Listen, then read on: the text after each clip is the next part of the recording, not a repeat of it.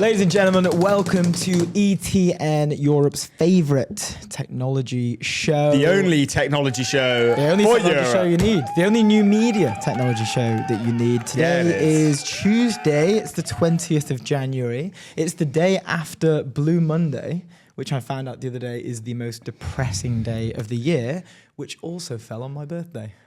So my birthday was the most depressing day of the year. For Nice fact. So you didn't tell me that this morning. So you've been waiting to tell. I've had that in the back of the locker all day, and I haven't mentioned it to anyone. I've been with you since 8 this morning. I thought I'd open and you haven't the show told with me. it. Yeah. So that's I found that out the other day. I was talking to someone. You know when like they're talking to you, and it's someone who is close enough to have wished you happy birthday, but they haven't done it yet, and you're about you're a few minutes into the conversation. And then they kind of realize live during the conversation that they've not done it. And you see it on their face that they've not said it. But hey, the game's the game. Yeah, most depressing day of the year is my birthday. So that's a good way to kick off the year. Love but anyway, enough about that. We've got a crazy roster today. We've also got some crazy news. Crazy news, crazy roster. It's good. I'm just doing the X post, so bear with me. Sorry for looking at that. We're going to bear with him. Whilst he's doing that, let me tell you about our friends over there at Airwallex. I want you all, every single one of you, to leave outdated business banking behind. Do it with Airwallex. The all-in-one financial platform built for the pace of modern businesses. Multi-currency accounts, corporate cards, expense management, online payments. And it's all in one platform. Go to airwallex.com. This card that you see before us was gifted to us by Airwallex. They are the sponsors of McLaren F1.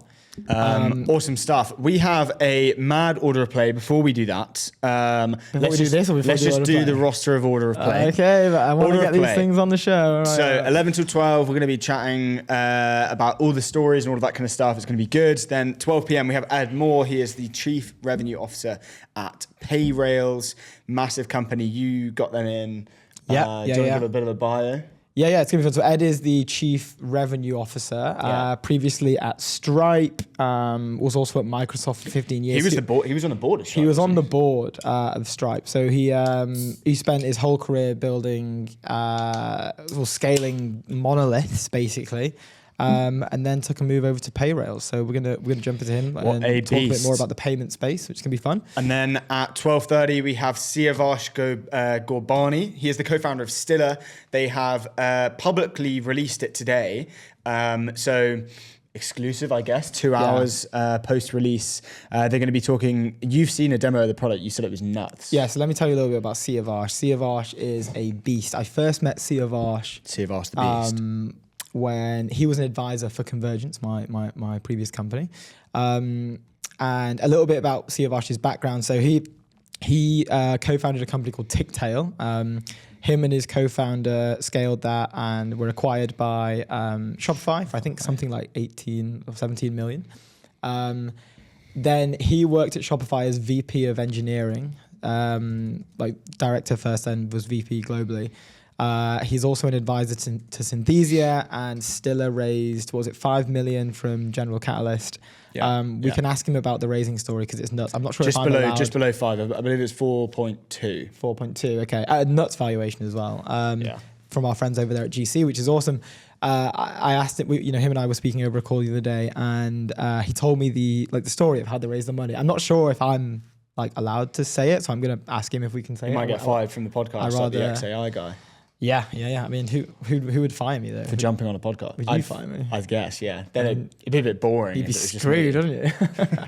But yeah, no, Siavash. And the cool thing about Siavash, I remember when I just joined Convergence, obviously his CV was insane, so I wanted to he was an advisor, so he wasn't in the office all the time. But when he did come in, the first time he came in, I asked him, hey, I just went over, hey, can we get a coffee? I'd love to learn from you. May I meet you? May I meet you? Yeah. Who was the May I meet you guy? Who's the hedge fund dude? I can't remember. I forgot. Yeah, that was such a good. It'll come to me. The name will come to me. Hey, may I meet you? So hey, may I meeted? I looked him dead in the eyes and said, hey, may I meet you? Siavash instantly stopped working and said, yeah, let's go for a walk around the canal. And spent an hour and a half with me just chatting, asking me about what I needed, how we could help, what my background was, how he can help me at Convergence, answering all my questions. What a beast. Which is pretty sick. Yeah. So, and now he's launched Stiller.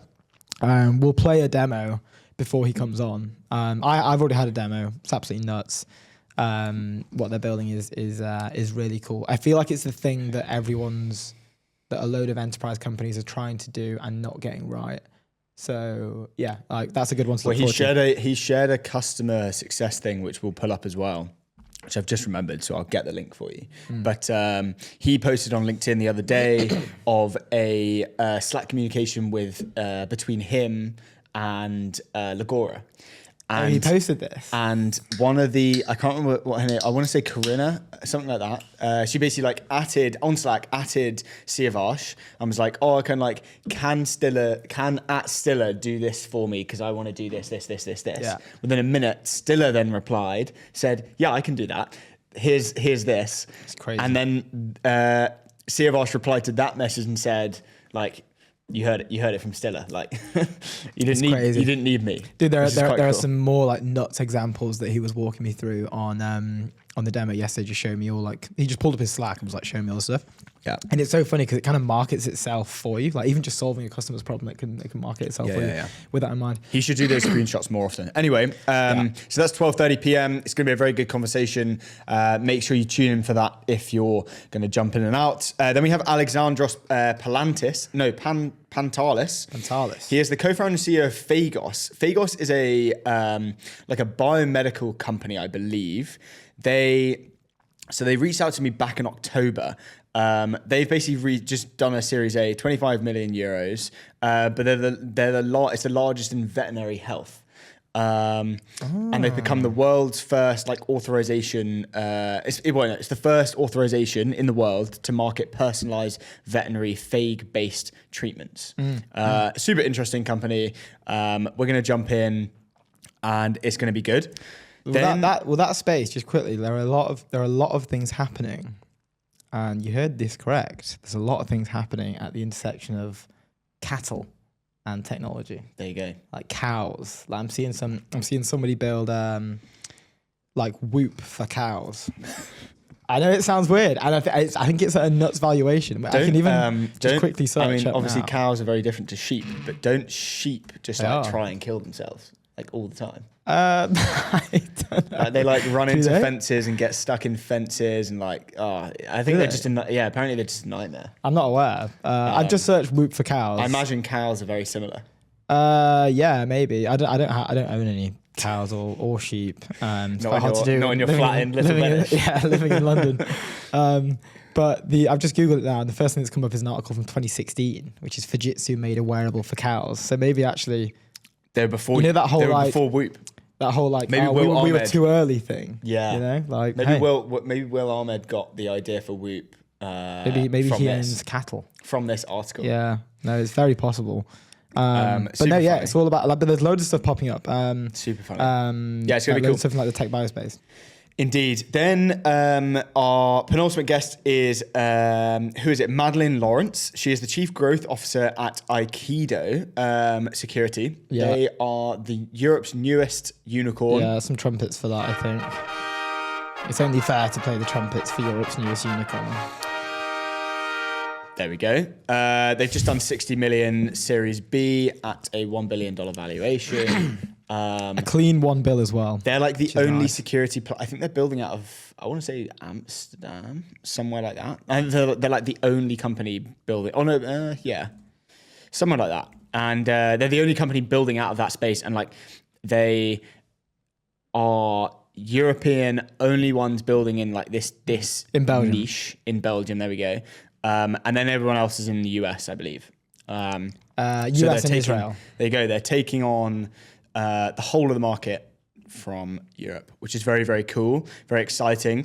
And then the last guest that we have on for 10 minutes is Peter Fuller. He is the co-founder and CEO of Tracelight. Now, Tracelight is a really cool company. Tracelight is an AI agent that sits within Excel, basically makes your analysts have superpowers in the fact that they probably will never need to write an Excel function ever again. You can build models on it and all of that kind of stuff. And I think they've had some nut stats. Obviously, I'll let Peter delve into the stats, but they've just released their Trace 1.0, Tracelight 1.0. They did their series. No, I think they did their 3.6 million seed round earlier last year. And they're not raising any more, I don't think, at the moment. But what they are doing is just releasing a new level of product, which is really, really cool. So we're going to go through, deep dive the product, deep dive the launch, all of that kind of fun stuff. And that is at the end of the show. But shall we jump into some news? Let's do it. Well, we can do some unboxing. News but before we do that, let me just tell you about our friends over there at Polymarket. Indeed. Polymarket is the world's largest prediction market. If you want to stay informed and profit from your knowledge, go to polymarket.com. Without further ado. Before we do, let's do this first because everyone's waiting. This thing is lethal. I mean, it's a lot less lethal in person, but should we reveal? Our friends over at Wineify, thank you very much, Wineify. Shout out to Wineify. Thank you very much. In true London fashion. I'll just help. Knife crime is rampant and it's found its way into the studio. That box is lovely. Not a knife. It's a saber. Champagne saber from the lovely people from Wineify to go very well. Yeah. We could do like a little Wineify. I need to get the. Yeah, I mean you can see it, but there is a Wineify logo on there that looks quite cool. I'm not so sure I had to walk to the studio with this in my backpack, and I believe. If I was found, you get arrested for that. 100%. It's game over. My cousin got arrested for having a knife that he used to cut up apples with, and the blade was like the size of his finger. That's a terrible idea. Okay, we'll just put it there. Let's just put it flat. But no, shout out to the Wineify guys. We love champagne sabers here at the European Technology Network. These bottles will be opened with the saber one day. Yeah, when we it's hit going to be a good 10,000 followers. There you go. You heard it here first. LinkedIn or X? LinkedIn, we're kind of close. Yeah, X. Okay, X. 10,000 on X. And also, everyone may have seen recently that we did a trade deal with DeepMind. Shout out to Lucas Haas for hooking us up. For those who live under a rock and don't know what DeepMind is, it is the best AI lab in the world. Ready? This is our little Google box. On it, it says Google Nano Banana Gemini 2.5 flash image. And we are going to... Oh, we're going to do it like that? Okay, yeah, fine. Ooh, can you see... Can you even see it? It's the glare. How did you do that so smoothly? I don't know. For those who are just listening and not looking at the video, you're probably experiencing some weird noises right now. But look at this. Oh, you have made a right mess of that. I'm going to just take mine out of the box. Look at that. Okay. This is quite tricky. We should have just unboxed it I'm just going to hold it up until everyone can... Okay. Well, yours, it's not in... You can't see it in the view. Oh, really? Yeah, it's so nice. Why do you give me that side and then I'll do like this? Yeah, let's go. Woi to the oi. Oh, the Google. Hold on. There we go. Gemini hoodies with a little banana on Gemini, the back. Then we spin it around, Look at that. Oh, watch your headphones there. It's getting tangled. Thank you very much to the Google DeepMind team. Keep up the good work over there. Quite literally doing God's work. Quite literally. Which you love to see. We'll put these down here. We'll have to find a place for them. We didn't realise when we went to their office, they have 3 offices within a 200 meter radius. Pretty nuts. Taking over. Put it next to there just because they've killed it. No, very, very cool. Very, very cool. That looks great actually. Yeah. Oh, we're gonna give them a little spot there. Yeah, we'll give them a little spot next to Polymarket. Polymarket, the world's largest prediction market. Stay informed and profit from your knowledge. Go to polymarket.com. Lucky guys getting a back to back. Well, they are Google DeepMind, to be fair. Okay, so on to our first bit of news. Sequoia is eyeing up Anthropic for a little bit of investment. Here we go. This is an interesting story. So basically, I'll pull it up. Their first major check into Anthropic. They're joining a mega round that's reportedly targeting $25 billion at a $350 billion valuation. That's a lot of money. Not quite as big as... Not quite as big as OpenAI's 40 billion led by SoftBank a few months ago, but it will be one of the largest private market funding rounds in history, which is really exciting. Do you want to pull up and read some of the article? We're up right now. There's some interesting things I want to deep dive on, but so Sequoia Capital is lining up a big investment into Anthropic, throwing its weight behind the AI startup for the first time as part of a funding round set to raise tens of billions of dollars. Yes, sir. The Californian Veteran Capital Group is joining a funding round led by Singaporean sovereign wealth fund GIC and US investor Payou, which are contributing $1.5 billion each, according to multiple people with direct knowledge of the deal. These people said Anthropic was aiming to raise $25 billion or more in a total deal that values the company at $350 billion, more than doubling its $170 billion valuation just 4 months ago. Tech groups Microsoft and Nvidia have committed to invest up to $15 billion in total into the company, with venture capitalists and other investors contributing another $10 billion or more, they added. The funding discussions here, they says they remain live and the final figure could change, said two of the people. Anthropic is yet to decide which investors to admit to the funding round, they added, but the new funding round is expected to close in the next few weeks. Interesting stuff. A massive round, obviously. What's more interesting here is that it comes after this, Sequoia shake-up thing with Roelof Botha. He was ousted back in November, and Pat Grady and Alfred Lin were, I guess, elected to co-lead.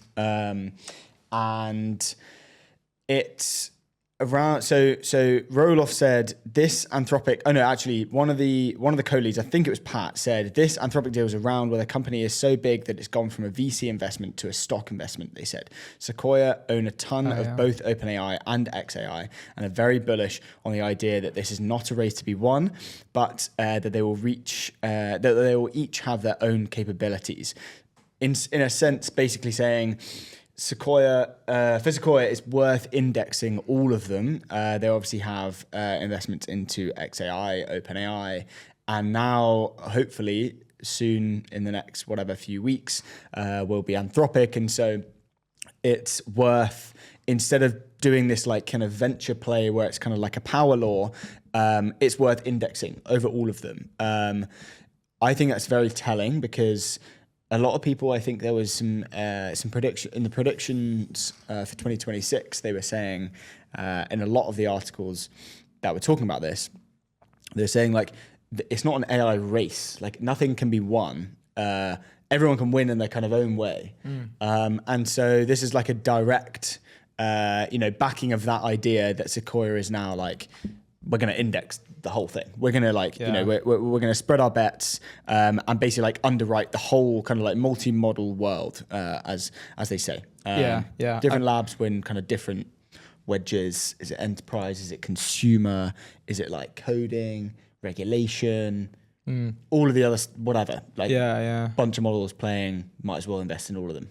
Yeah, I think it's cool. I think you have to approach it like you can't approach it like a traditional industry, right? Like if I'm investing, like £1 billion in two competing like payments platforms, like that would probably be a bad move, right? Like I think they call it like the innovator's dilemma or the investor's dilemma, where you're funding one startup and also their competitor, right? Because it's kind of eating into your own.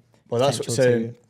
There was a lot of posts about the fact that there's like, well, you're just investing in like, you're investing in a competitor, but it's obviously this direct thing of like, where we're not necessarily picking the winners. We're just like owning the field. Yeah. Kind of like, look, let's say they were all public companies, right? Would you like pour all your money into one, or would you spread your risk?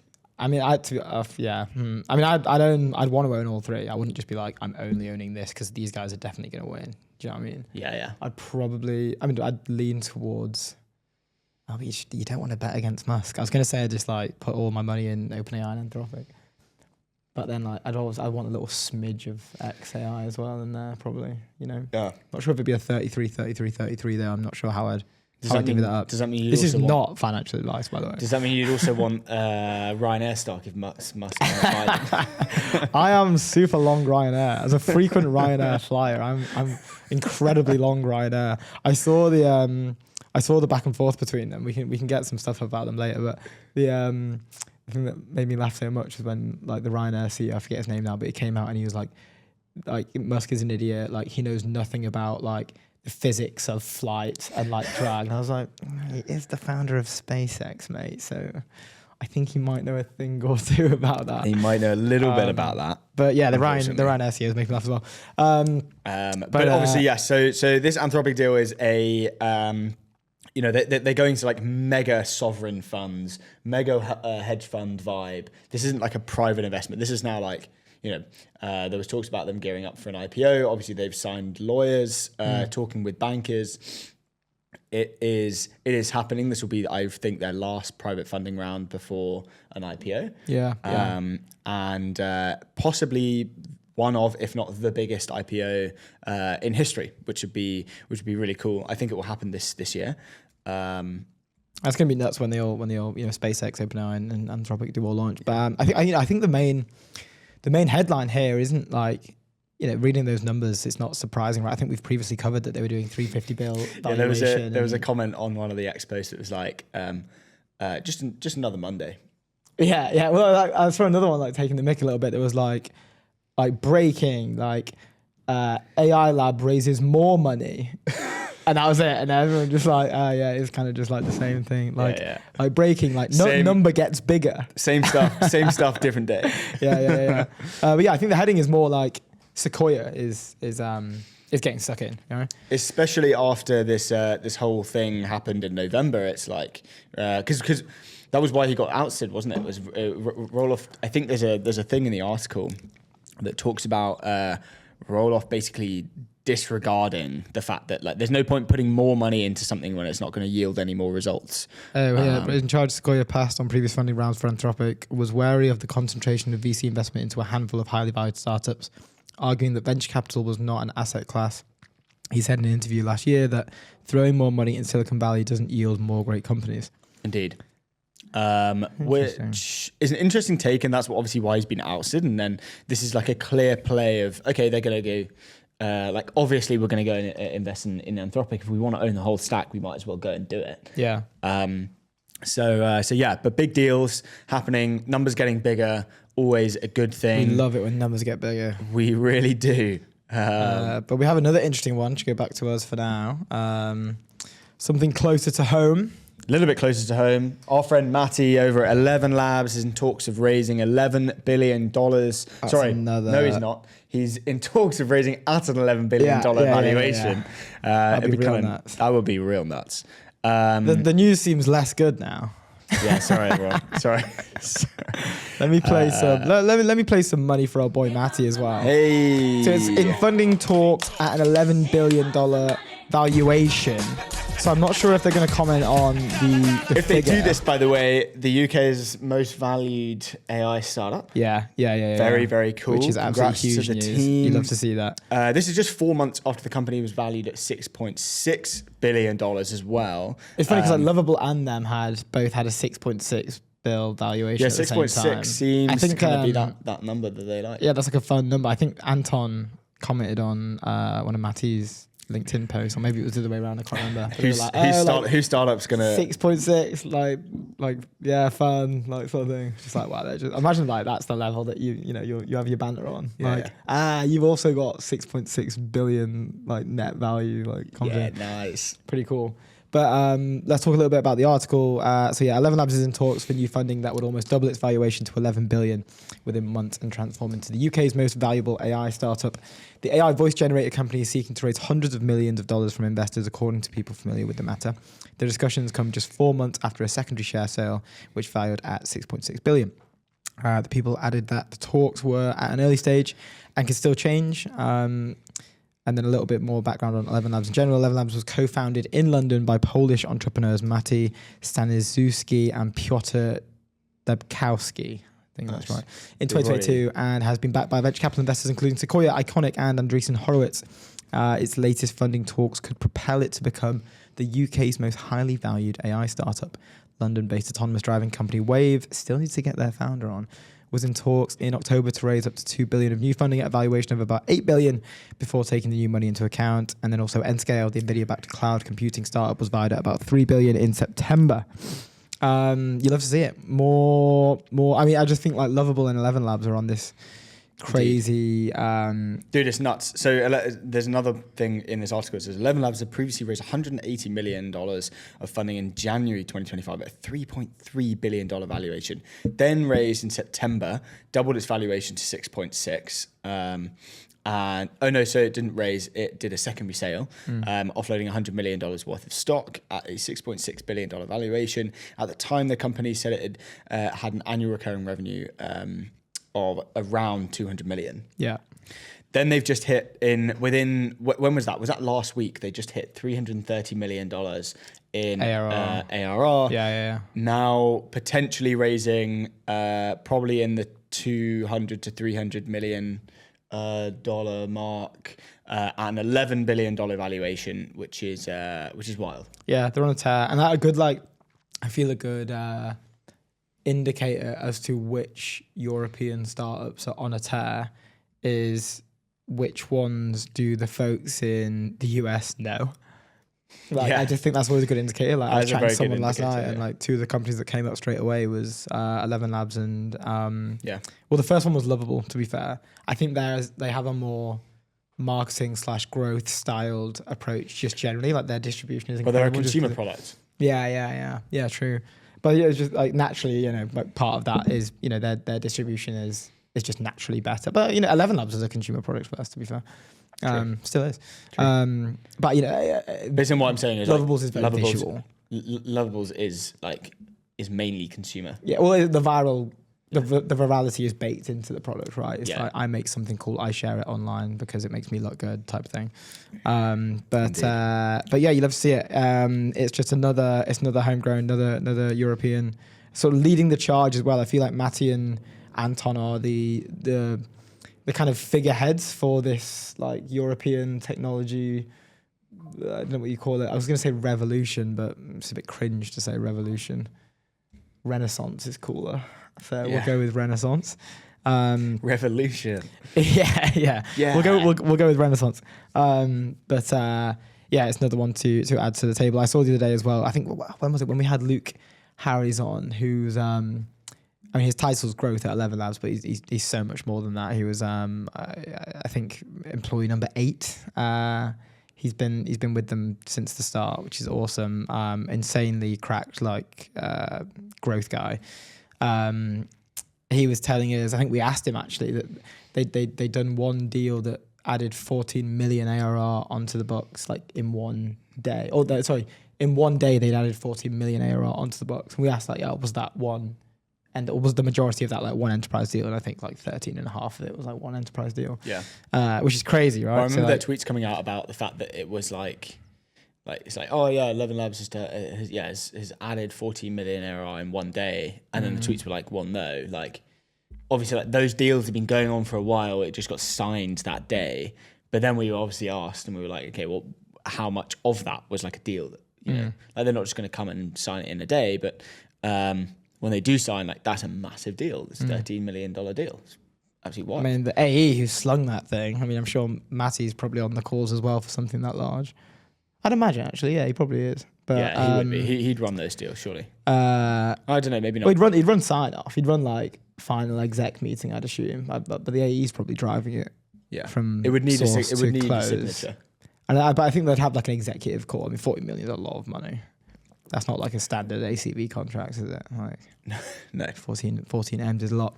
But yeah, no, it's happy days. It's they're all over Forbes at the moment. So is Anton. I think he was on last year. I think it was Forbes 30 under 30.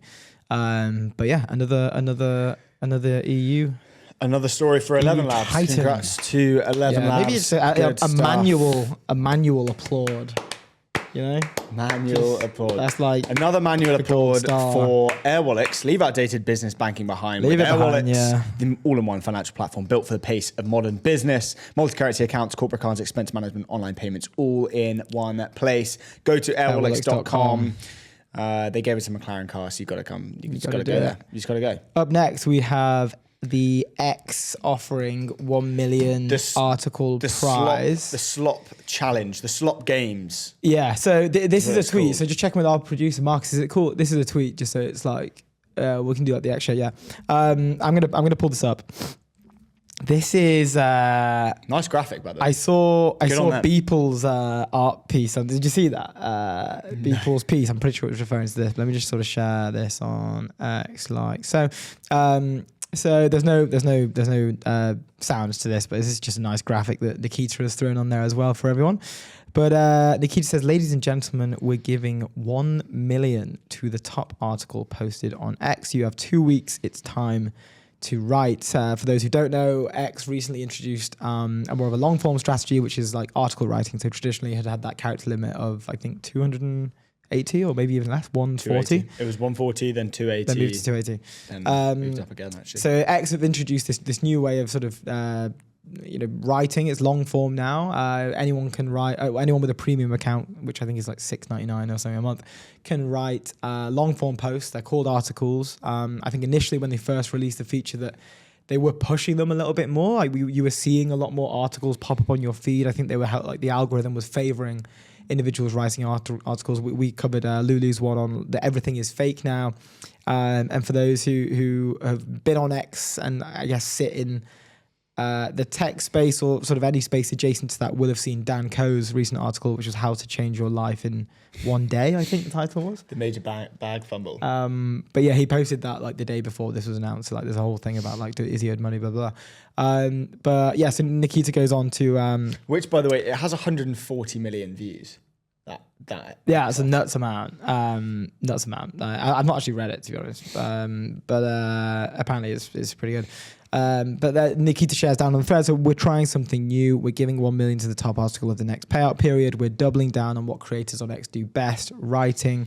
In 2026, our goal is to recognize high value, high impact content that shapes conversations, breaks news, and moves culture. The article must be original content, at least 1,000 words, and will be judged primarily on verified home timeline impressions. Only US users are eligible. Didn't know that. The content that violates our policies is hateful, fraudulent, or manipulative is not eligible. Here are the terms. And then like some blah, blah, blah, blah, blah stuff after that, which is kind of boring.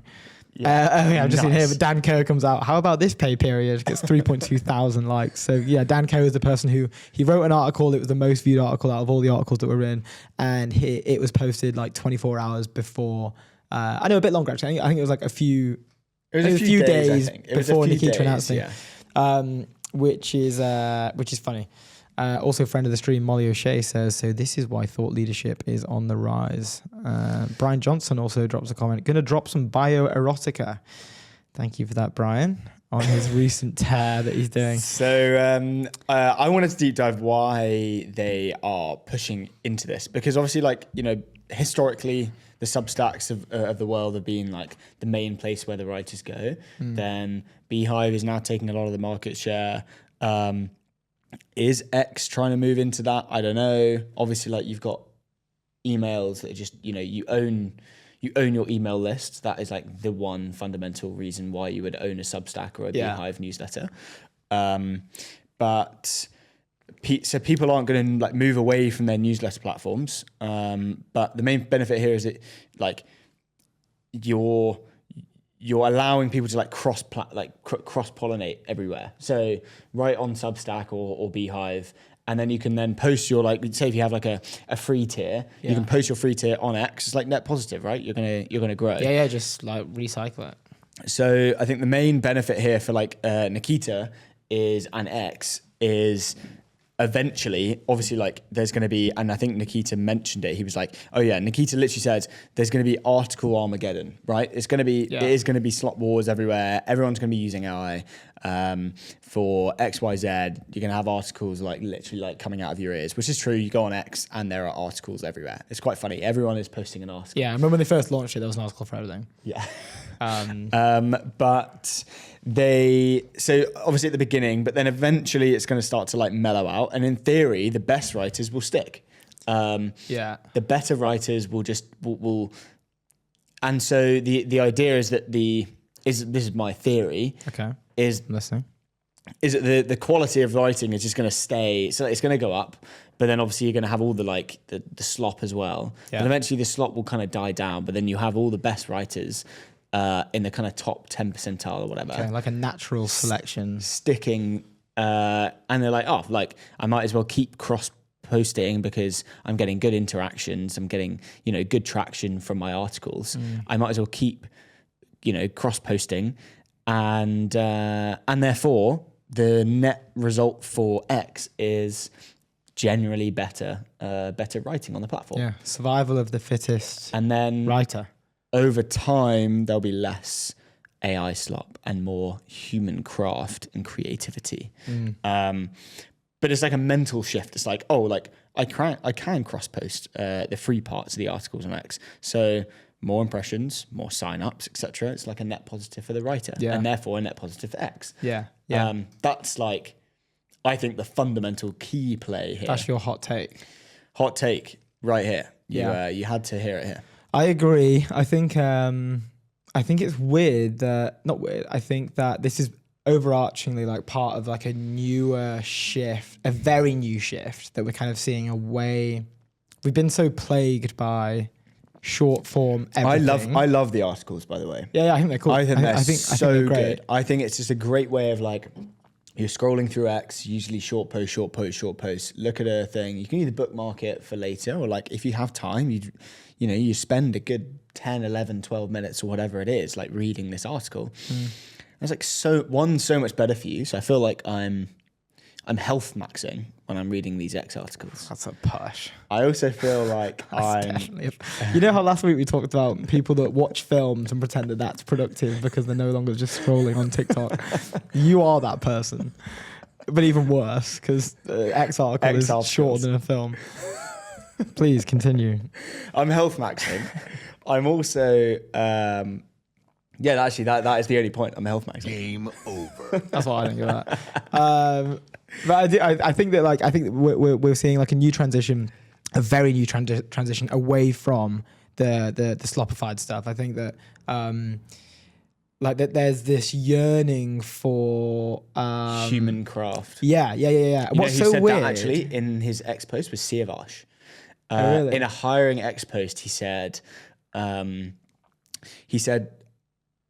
going to have to get it up. I think I linked it in the show notes, but basically saying like, I'm looking for someone who enjoys the craft of building. And then he wrote a load of techie stuff and I didn't understand. Fair enough. But you got about the craftsmanship. I was like, craft, cool. let's go. Oh yeah, one out for craft. We love that. Big up to Sequoia. But yeah, let's in terms of a growth play, makes sense. Lovable did, biggest hackathon ever. Here's the £1 million prize. Bolt.new did it, biggest hackathon ever, £1 million prize. Dollars. Or, imagine X paying $1 million for a bunch of design partners. Like if you could say, hey, magic machine, if I give you $1 million, can you tell me if this feature is good or not? Can you give me all the metrics on usage? Can you tell me like if it's adding new signups, if people are like, if it's helping with churn, how long are people staying on the platform more? Would you pay $1 million for that? Hell yeah, if you're X, like it's nothing. Like it's a great way to test a new feature. Well, there's a great, if you go onto the but it is biased though. If you go onto have a high amount of users that I've highlighted on the show notes, it's true. It's a good take. $1 million to get millions of long form content as training data sets for Grok.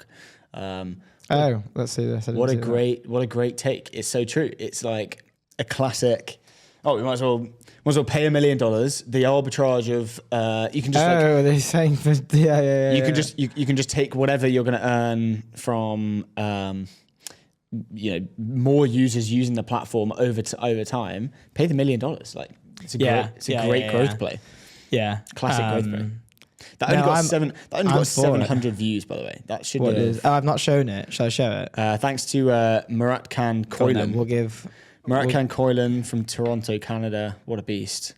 On the European Technology Network. 1 million to get millions of long form content as training data sets for Grok. And then that fella from Parks and Rec? Yeah, I think so. Yeah, I've seen a couple episodes. I've never probably watched it. But yeah, I think it's awesome. I haven't written an article yet, but I'm now realizing live that I'm like article writer. Like there's people that I must write article like writer now. Like I have to write articles. Like even just me realizing live, then I was like, oh yeah, that's kind of cool. I want to write an article. Like now it's just now if you write an article, everyone knows. Yeah, article writer. I just think it takes away some of the magic. I think there's actually proper like big cap CEOs writing articles now. And there's there's comments saying, why you you don't need the $1 million. Stop writing these articles. Yeah. I saw the CEO of Netflix wrote one. And someone quote tweeted it someone quote tweeted like, this is who you're competing with for the $1 million. I didn't know it wasn't available in the US though. Not that like I have a shot, but they're only available in the US. But there are some funny memes that have come up that we can talk about later. Indeed. But before we press on, I just want to tell you about our friends at Spectre. I want you to be the reason that your fund wins the deal of the decade with Spectre. You can try them out at tryspectre.com. You can also harness the power of live data and AI-driven analysis to outsmart the competition and make confident decisions in private markets. Go to tryspectre.com. Do it today. Go to tryspectre.com. Just do it. You can see the ticker below. Anyway, moving on. Andreas King Klinger announces his $15 million fund. We need some trumpets for this man. Okay. And we need to share it. So we're doing a trumpets duo share. Andreas King Klinger has announced his $15 million fund. Congratulations to Andreas Klinger. That's solo GP. Andreas the King Klinger announces his 15 million euro for European robotics, automation and AI. The fund will write first checks of 200k to 500k into 30 to 40 companies with around 1/3 reserved for following investments. Andreas Klinger, good friend of the show. I remember when we first reached out to Andreas Klinger, I think on X before we started the show. We were like, hey, we're doing this thing. You want to chat? And then within 5 minutes, we had a group chat with Prototype. Me, you, him, and Marvin, chatting through things. He was incredibly helpful. He also used to live stream as well, which is crazy. Yeah. He used to do, now he's got his amazing what's interesting podcast. now is he's doubling down on the content, which is awesome. He's going around filming content, and his thing is he doesn't want like a polished office. He doesn't want like a polished like workshop. He's like, let me come when you're in the weeds. Let me come when there's stuff everywhere and you're working things out, whatever. The team is like super busy and all of that kind of stuff. Like he's like, I want to see the nitty gritty. He likes the crazy stuff. Of the process. Yeah, and a quote comes to mind from our interview with him at Slush that says, as a solo GP, he said, "I can't promise you returns, but I can promise you it'll be crazy." Nice, which is really, really cool. But then again, now he can. His funds are doing incredibly well. This is his third fund. I think it was his first two were incredibly well, and he's like raised this with ease. Really cool. I've got it up here. We're sharing it. Andreas Klinger has raised 15 million euros of a new 20 million euro fund to back European founders working on robotics, automation, and AI. The raise marks his solo GP Prototype Capital's third fund, focused on writing checks into startups. The fund is backed by a group of European family offices, founders, and operators, and is the first of Prototypes that will exclusively back founders in Europe. Klinger. Oh, we're seeing some M dashes here in this Sifted article. Oh dear. Which is interesting. I think we've mentioned before, the M dash became such. Sorry, Mr. Klinger. We'll get back to the story in a second, but the M dash became such a blatant use of AI that like an immediate counterculture was born to purposely. You can only do it if you were well credited, obviously, but to purposely use the M dash as a sort of like act of like resilience, act of defiance. I think it added some aura to your post. So perhaps if they're using the right place. Who is this written by? Tom Nugent. Yeah, I think he'd use it for aura farming instead of. I mean, Tom's obviously not going to AI this, right? Like he'll use the M dash as a resilience marker, standing up to the AI war. But anyway, enough on that. Klinger, an experienced startup operator and co-founder of the EU Inc. campaign to introduce a cross-border legal framework enabling companies to operate under a single set of rules, says it took 5 months to raise the money. The fund, I thought it was less than that because I thought he was, even at Slush, he was like basically done. Yeah. The fund will write checks in the area of 200k to 500k into 30 to 40 companies with around 1/3 reserved for follow-on investments. Klinger also plans to publish all Prototypes fund updates publicly. According to a LinkedIn post he wrote, All of its funds currently rank in the global 1 to 5% for performance. I think we should watch his launch vid. Let's do it. Should I find it? Launch video. Let me. I just bring it back to us for a sec. It's on the LinkedIn post. Well, let me just get the X one up. I think it would be easier to get. We can get this up live. Oh no, it's not on the X post. Oh, nice. I think he posted twice. Oh, it's definitely on LinkedIn, on X. I've got it here. Yeah, it's definitely on X. Okay, cool. The music is so good. Okay, hold on. I'm hyped to watch this. Let's do that. Let's do this.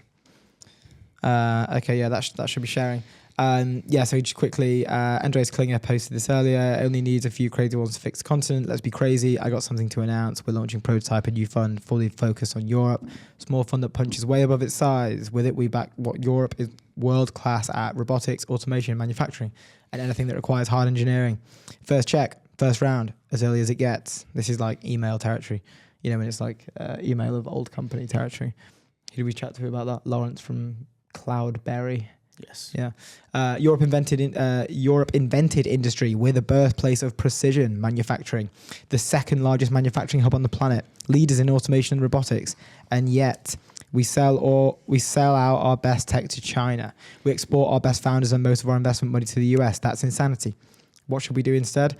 Build the next trillion-euro companies in robotics, manufacturing, automation right here in Europe. Showcase to young founders what is possible and change the system around them when they're needed. It's kind of like a rally cry, this, to all Europeans out there. He goes on to say a few more points about the fund that we've already covered. But let's take a look at this video here. Europe is a leader in industrial automation and robotics and has been so since decades. We are also an undisputed leader in precision manufacturing. When the music comes in, any high-quality part out of your machine most likely come out of a European. He's got the EU Inc badge as well. We are the second largest manufacturing hub in the world, and we're leading in multiple industries. But in the last decade, we have been falling behind China more and more. We're selling out our best companies to China for no freaking reason whatsoever. And instead of doing that, we should actually fully reindustrialize Europe and become the #1 manufacturing hub in the world. And we have all the parts needed for that. His videos always we have the research, we have the supplier, we have the customers, we have the best machines in the world. Gets you hyped. And for people who are crazy enough to believe that they can be the founders of the next wave of robotics, industrialization and automation, we built the perfect fund. It's called Prototype. The music hits. Oh, that was Voltrap. If you're crazy enough to believe that you can build a #1 company in frontier tech, we want to be crazy enough to be the first people to give you money. Invest first check, first round as early as it's possible. We want to find the next generation of people who build massive industries right here in Europe. Alongside the fund, we are launching a brand new YouTube channel. The goal is to feature Europe's most ambitious startups. This is cool as well. Take you along when we go into the workshops, go into the labs, and see the actual behind the scenes. Ivan, shout out to the Ivan. founders face to face, see the machines, understand what they're trying to build. No PR, no BS, as raw as it gets, as real as it gets. But we want to do much more than that. We want to fix the system for startups and founders in Europe. Last year, we were co-initiators of a project called EO Inc., which is now on its way to become European law. The goal of EO Inc. is to make it possible for you as a founder to raise money from the best investors globally as quickly as possible by fixing the fragmentation that make us in Europe play on hard mode. My name is Andreas Klinger. I am an engineer, CTO, and nowadays investor. I have helped building multiple companies in San Francisco and Europe, and I'm an investor in 100+ companies, anything from rockets, developer tooling, factories, tractors, drones, AI models. Anything that's a little bit weird at the moment when it launches is like usually what's interesting to me. With Prototype, I'm trying to build the fund that I would have. Wait, I just realised you're watching it on your lap. We're watching it at different speeds. But nobody else we're quite aligned there. The fund that's crazy enough to I made sure. Can build #1 companies out of nothing. I'm listening to yours. Oh, that's weird. Nice. What a beast, Andreas Klinger. I'm very excited to talk to him. He's coming on the show on Thursday. It's going to be a good episode. We were trying to get him on today, but he had to have a chat with the German government during the time when we were chatting the other day. But it's pretty good. It's a pretty fair excuse, the German government. It's like it's like Kanishka saying, "Oh, I've got to go into the UK government chambers." Instead of coming on ETN, it's like, dude, go for it. It's funny with James Wise as well. When we were asking the other day, he's like, you've seen Nick Clegg, Hero Capital. you know, have you seen Ishbikini? He's like, well, yeah, I was having breakfast with Nick Clegg the other day. Or I think you called him Nick or something. I was like, oh, of course you are. Yeah. Standard procedure. Procedure. But yeah, look, you'd love to see that from Andreas. Andreas is joining us on Thursday. We're going to be breaking down the new fund, the state of EU Inc., where it's at. Yeah, you know, if you're a European founder looking for that first check super early and you're building in hard tech, Andreas Klinger is your man. He can help out. He's also very well connected, and he's just a great guy, just an all-round great guy. He is a great guy. Should we go back to the article? What article? The Andreas article? Yeah. No, I think we should. I think we should move on. Okay. So, in other news, Neko Health. If you go to the Ledger, in other news, Neko Health is going to come to the US. It's going to New York. With now over 300,000 people on our waitlist, the Neko Body Scan will offer New Yorkers a complete new healthcare experience that combines breakthrough scanning technology with personalized preventative care. And our dedicated US waitlist is now open. So if you are live in or travel, if you live in or travel to New York, join the waitlist now to be at the top of the line. When we open our doors in the city in 2026, we're also excited to serve exponentially more people. We'll be opening more locations in the UK and Sweden and bringing new technology into the scan room powered by our latest research. Daniel Ek and I have been talking about our US launch since the early days, but building this company together. I couldn't be more fired up that this moment has finally come. Lots of hard work ahead. Congrats to them. Congrats to the Neko Health team. I think David Sender has come under it as well. Dude, this is incredible news. Now I don't have to fly to Stockholm to do this every time. Come on, new show. That's so funny. Yeah, really cool. Have you done? I've never done one. When they first launched, it was just like fully, you couldn't get in. It was just like fully booked. Easily booked. And it's going to happen more and more. We're obviously doing our Lucis Health, our Lucis live checks, which is going to be good. I've got mine tomorrow morning, which is fun. Actually, I don't know if I should be drinking this. Well, you've already messed up because you're not meant to have any, supplements, whatever, and you're full of creatine right now. I had creatine. I've had my creatine. I've had my vitamin D. Now I'm having a trip, which I assume is some form of supplement. Basically, I've screwed it up. So Max at Lucis, I apologise if my test results are wrong / bad. Yeah, I've got mine on Friday. Looking forward to it. I didn't want to book too early because I'm just not sure if I would have made it. Well, yeah, you don't have breakfast, so it's fine. Yeah, I've been intermittent fasting since 2007. Just purely because it just started off like, I think it was at uni, I just didn't have breakfast and I just kind of got used to not having breakfast. And then I found out about intermittent fasting. Instead of saying like, oh, I don't have breakfast, can't be bothered having breakfast in the morning, I just started saying that I intermittent fast. Let's should we pull up the town square? Let's do the town square. Let's start the town square. We've got a lot to go through. We've got so much to dig into, so we might as well. We might as well start now. Well, we mentioned Elon Musk buying Ryanair. I think that's quite funny. Can we just jump around? Are we jumping in? Well, I thought we'd just run through that, but I mean, we can. We'll jump around and we'll just delete. We'll jump around. I'm just checking if we're good. Okay. Elon Musk. Oh, here we go. Can we? No. All good. Let's do it now. Hold on. Hold on. We're just to join, so maybe we'll wait a minute. How are you both? No. Yeah. We're good. Very we're just well. Checking, how are you? We're just checking if you're live. Yeah, we're live. Word with our, we're good to go. Ed's live. Okay. Well, let me play the trumpets then. Hold on. Hey. There we are. That's a much better intro. Ed, how's it going? Yes, yeah, we are good. Very well, thank you. Great. Thank you so much for joining us. Thank you for coming on. We have so much to dig into, and we've also been trying to sort this out for a while, haven't we? And I've been chatting to the Payrails team for the past, I think, month and a half, 2 months. Which in ETN world, that's quite a while, considering we were only born about 3 months ago. That's basically the whole time we've been a thing.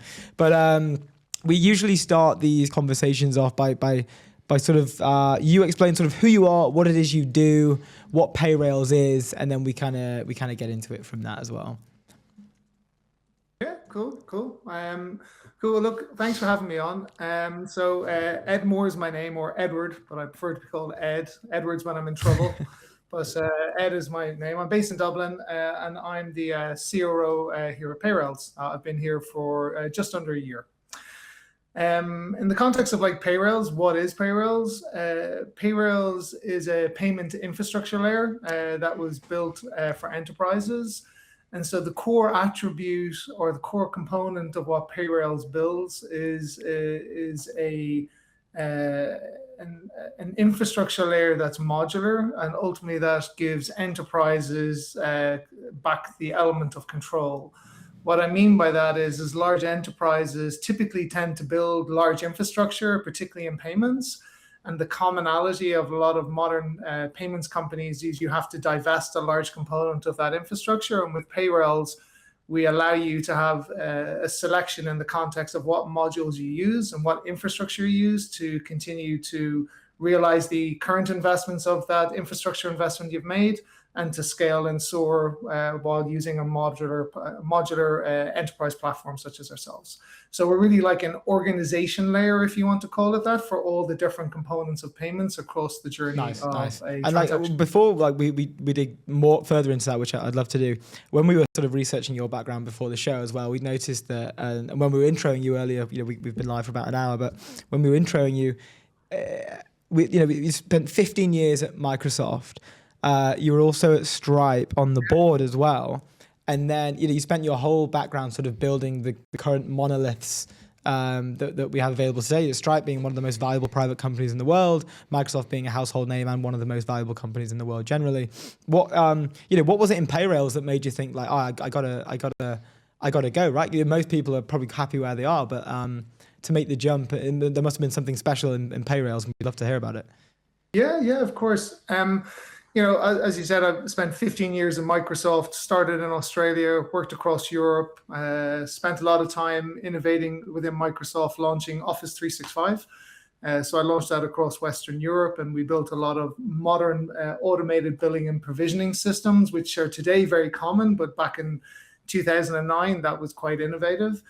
And then obviously after 15 years, I wanted to change and made the leap to Stripe, and Stripe was amazing. So you guys know Stripe. Stripe is one of the leading fintechs in the world, one of the biggest private valued companies in the world, and they are soaring. And so I think when you look at Stripe and look at Microsoft, there's two common themes to it. They are very, very strong technology platforms, but also by design, they are a very streamlined platform, which means as long as you do everything on that platform, it's amazing. But in payments, payments is fragmented. Once you go outside of the 48 core markets where Stripe is at, then you have to start integrating with lots of other providers in multiple different jurisdictions and different countries.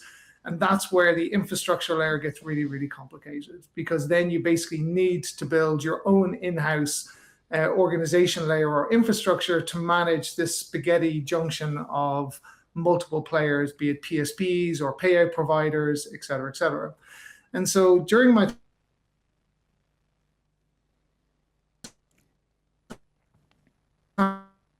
you can see that theme of once they want to start going to new countries or new vectors where Stripe didn't exist, not that the wheels fell off the bus, so to speak, but you could not meet the full requirements of what those customers wanted. And when you go to true enterprises, all enterprises want control. They want control commercially, but they also want control of the technical stack, and they want control of the customer experience. And at times, we couldn't deliver that. So that was one thing. And then the other part was, obviously, through my network, I got to know Orkon and Emery really well. They basically ran Delivery Hero, built this massive team across 70 countries, and they effectively led the experience that we're now trying to solve for, where they worked with multiple payment providers, and they basically had to build a team of 300 people to manage the complexity of working across 70 regions, because there was no one payment provider that could solve that for them. And so they had to build that entire architecture to make that actually work. And so that's what drew the, I suppose, the inspiration for them to found Payrails. And obviously, when I got to meet with them and understand the vision of where they wanted to go, ultimately they're building an infrastructure layer or a platform that is agnostic, and it effectively organizes all of this fragmentation into a single layer. And so what's appealing about it is nobody's done it yet. Nobody's been successful. There's a number of other companies trying, but nobody has gotten to that level where they can democratize access to global financial services in every jurisdiction in the world and do all of the different business models that sit beneath that. And the vision the team have here is to get to that output where we can enable businesses of all sizes to transact globally and focus on doing what they're great, while we'll be the infrastructure layer that they can choose different modules to implement that suit them based on their technology stack and on their strategy of where they want to go. So that was the main reason why I ended up here. That's awesome. Cool. It's interesting because there's as like a business model for Payrails, it seems like, once you hit that and once you kind of get to that stage that you were talking about, of like, we want to be the kind of one payment structure so everyone can kind of, use you guys, I guess. Like, that's very different to a lot of businesses where, the goal isn't always, that kind of clear, if that makes sense. Is it genuinely just like we are, we're trying to find a way to get to that goal, and once we've hit that, we've kind of won in a sense? Does that make sense? Yeah, look, well, I don't think in the world of software and fintech, I don't think you've ever won, but there'll always be somebody great coming behind you. But I think the major premise, though, is the way we think about it is different. We want to empower the merchant, the business, to have control, and then it's up to us to deliver the value to be a part of that infrastructure, right? So if we're not delivering the value or the best-in-class performance or the best support to enable them to do that, then they will replace us with a best-of-breed singular solution in that context. And so ultimately, I think we would love to be the one of everything, as every company would be. But the reality is that's not a realistic expectation today. In the future, as we evolve and hopefully we become like a Stripe or a Revolut, where you start doing multiple adjacent innovations, sure. But I think right now, as an organization layer for the payments journey, that's ultimately the journey that we're aiming for. And so it's how do we build a system and all of the innovations on top of that to, again, empower the merchant to control cost, control their infrastructure, control the customer experience. And so we need to ensure that we're enabling the merchant to have that control rather than us, which is the typical SaaS model. We'll enable you to do what you need to do, but ultimately we control it. You have to do it with us. If you go outside of that, then you need to build everything yourselves. We want to be the bridge and say, hey, you can use the best in breed with us, but we'll stitch all the fabric together for you. Yeah, that's really cool. It reminds me of when we were just sort of researching before you came on the show. There was a quote that you had. I think it was with, I can't remember if it was like ID. It was like an Irish publication, but essentially, like, enterprise companies in Ireland and more broadly across Europe are increasingly demanding flexibility, control, and performance from their payment stack. That was a quote from you, and it's more telling. I think that was in November, maybe. And I guess it's more telling of like not only in payments, but of the broader technology industry as well. People are looking for more flexibility instead of like single-use tools generally. Is that kind of what you're referring to? Is this flexibility, this control, this? Yeah, like, so there's core systems that businesses will use that they can't live without. And then there are systems that they like, but they would like more flexibility in that to, if you use the payments world, hey, I love working with provider X, but in this country, I want to use provider Y, and here I want to use provider Z. Stitching that together ultimately becomes they need to do it themselves, or they work with a company like us who will basically stitch that fabric and solve all the problems beneath that. And so that's generalistically the problem in payments today, because the biggest issue is fragmentation. Fragmentation just exists across the board. Ultimately, what merchants want is control about who they work with, but they want a organization layer, if you want to call it that, or an infrastructure layer that they can complement with their existing technology stack or replace. So ultimately, then they have the control commercially, experience-wise, technology-wise. They make the decision about what they continue to use and what they don't use. And inherently, for most SaaS companies, that's sort of the polar opposite to what they want. For us, we want to enable that. That's the opportunity we're pursuing, to empower the merchant to make that control, to make that decision about who they want to work with and how and why. Yeah, that makes sense. I have another one quickly I'd love to follow up with, but I kept seeing, and I'm not sure if this is like a Payrailz branded type line or this was a line directly from you. I was trying to distinguish it last night, but I couldn't. But this sort of like Frankenstein stack, something was coming up like a lot. So solving like the Frankenstein sort of ledger, and it's like Payrailz often talks about like killing the Frankenstein payment stack. I'd love to hear more about that. If it's something from you, it's essentially, the Frankenstein problem is no longer just about like pipes like the PSPs, but it's actually about the reconciliation. And then the broader question, like, is the CFO now a bigger stakeholder in your sales process than the CTO? Like the Frankenstein, the Frankenstein problem, I think it's being called.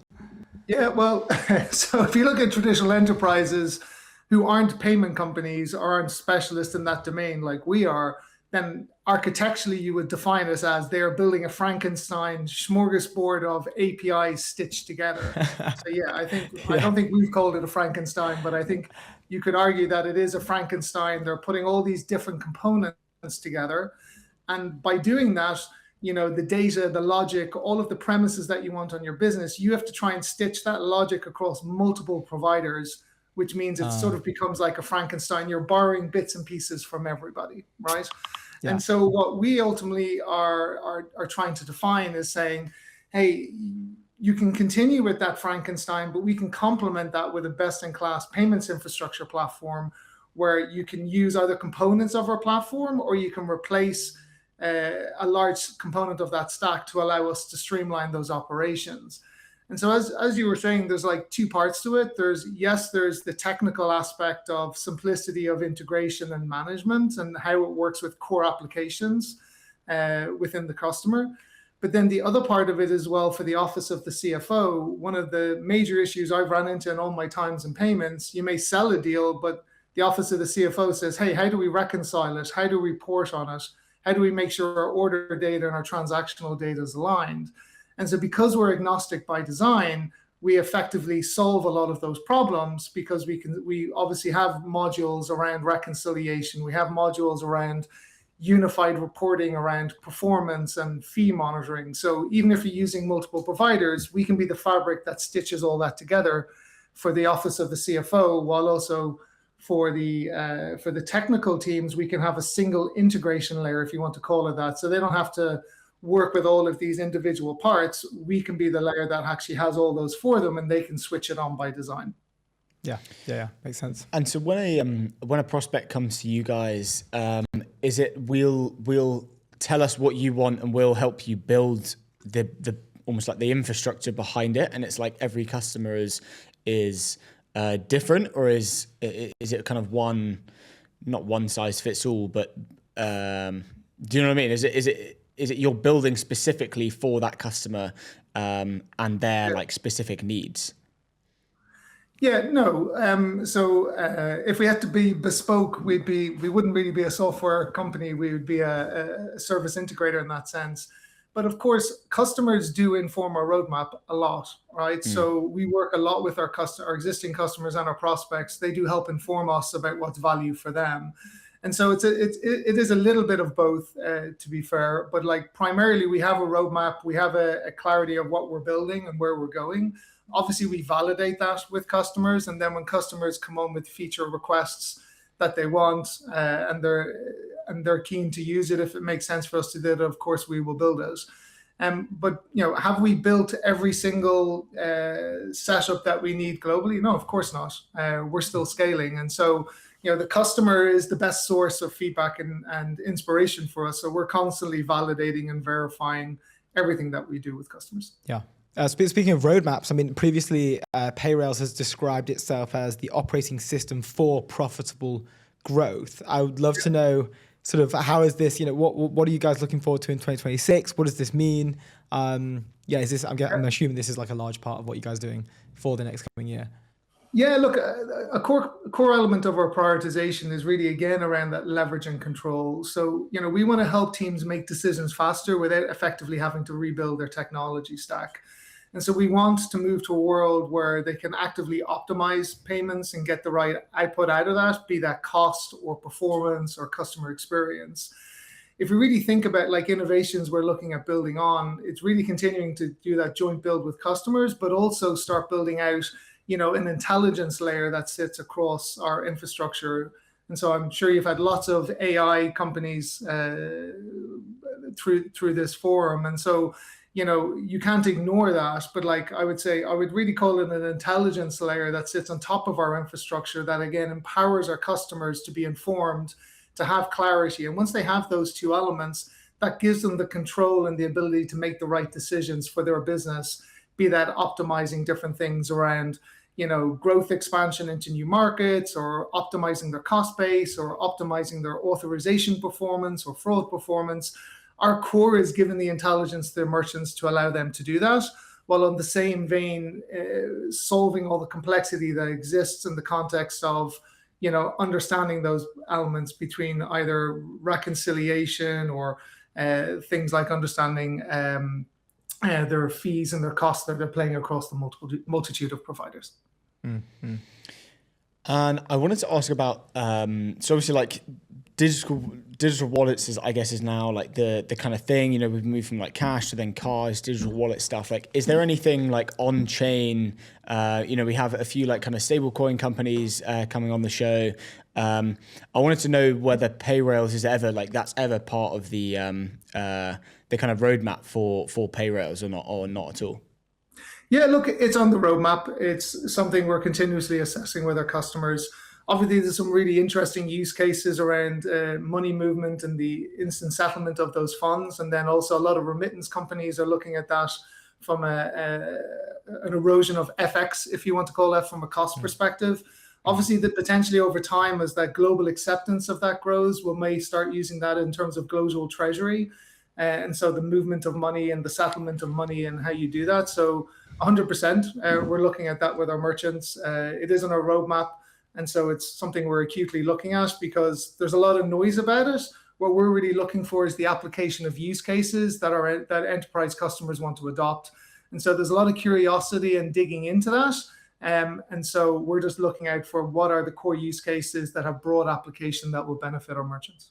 Yeah, because it's interesting because we keep having the conversation where, as you mentioned, there's a lot of noise going on, and as there's now starting to be more application in 2026, there's been predictions where this year is the application is going to start to kind of really feed through.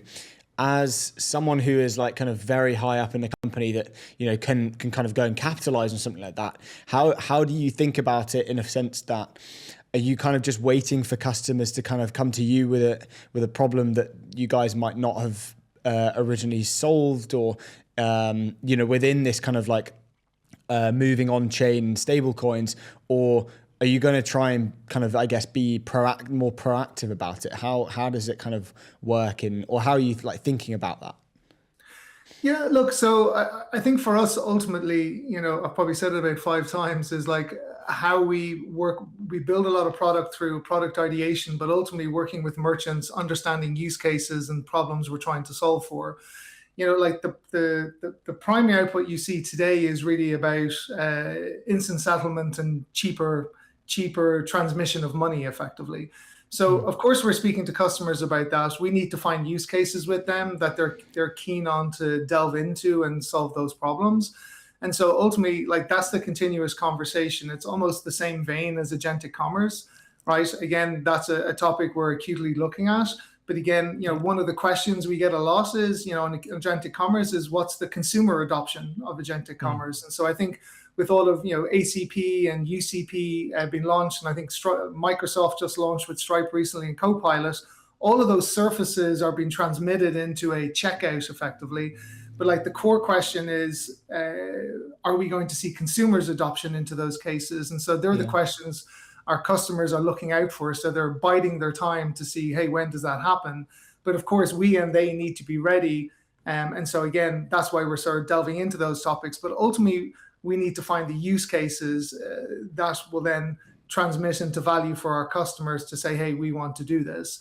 And so they're very active topics, to be super transparent, but of course, as every company is. But like, I think once we get to a point where we can find very strong use cases that drive demonstrable value, that again, give the control and access to the merchant, then those are when we'll start launching and going big with those products. That's awesome. That's such an interesting space, the like agentic, like AI commerce space. It's as you say, like it's such a hot topic right now. I mean, what other areas with payrails, like how is AI? Because you so early at Stripe, you've gone through the whole trajectory there, and maybe sort of like maybe when AI might not have been as involved with what they were doing, I'm sure it's sort of rampant now within all of their systems. But how has that changed from your perspective? Right, you're probably well poised to maybe discuss something in terms of like how has AI specifically changed the payment space? Because it must have changed a bunch from your time at Stripe, right? Yeah, look, I think the most logical, AI is sort of reframed machine learning. Working at Microsoft, machine learning has been around for quite a long time. And so there are a lot of ML models, primarily in fraud. And so they exist, but I think you're starting to see the infusion, I would say, of AI within the category in the context of fintech.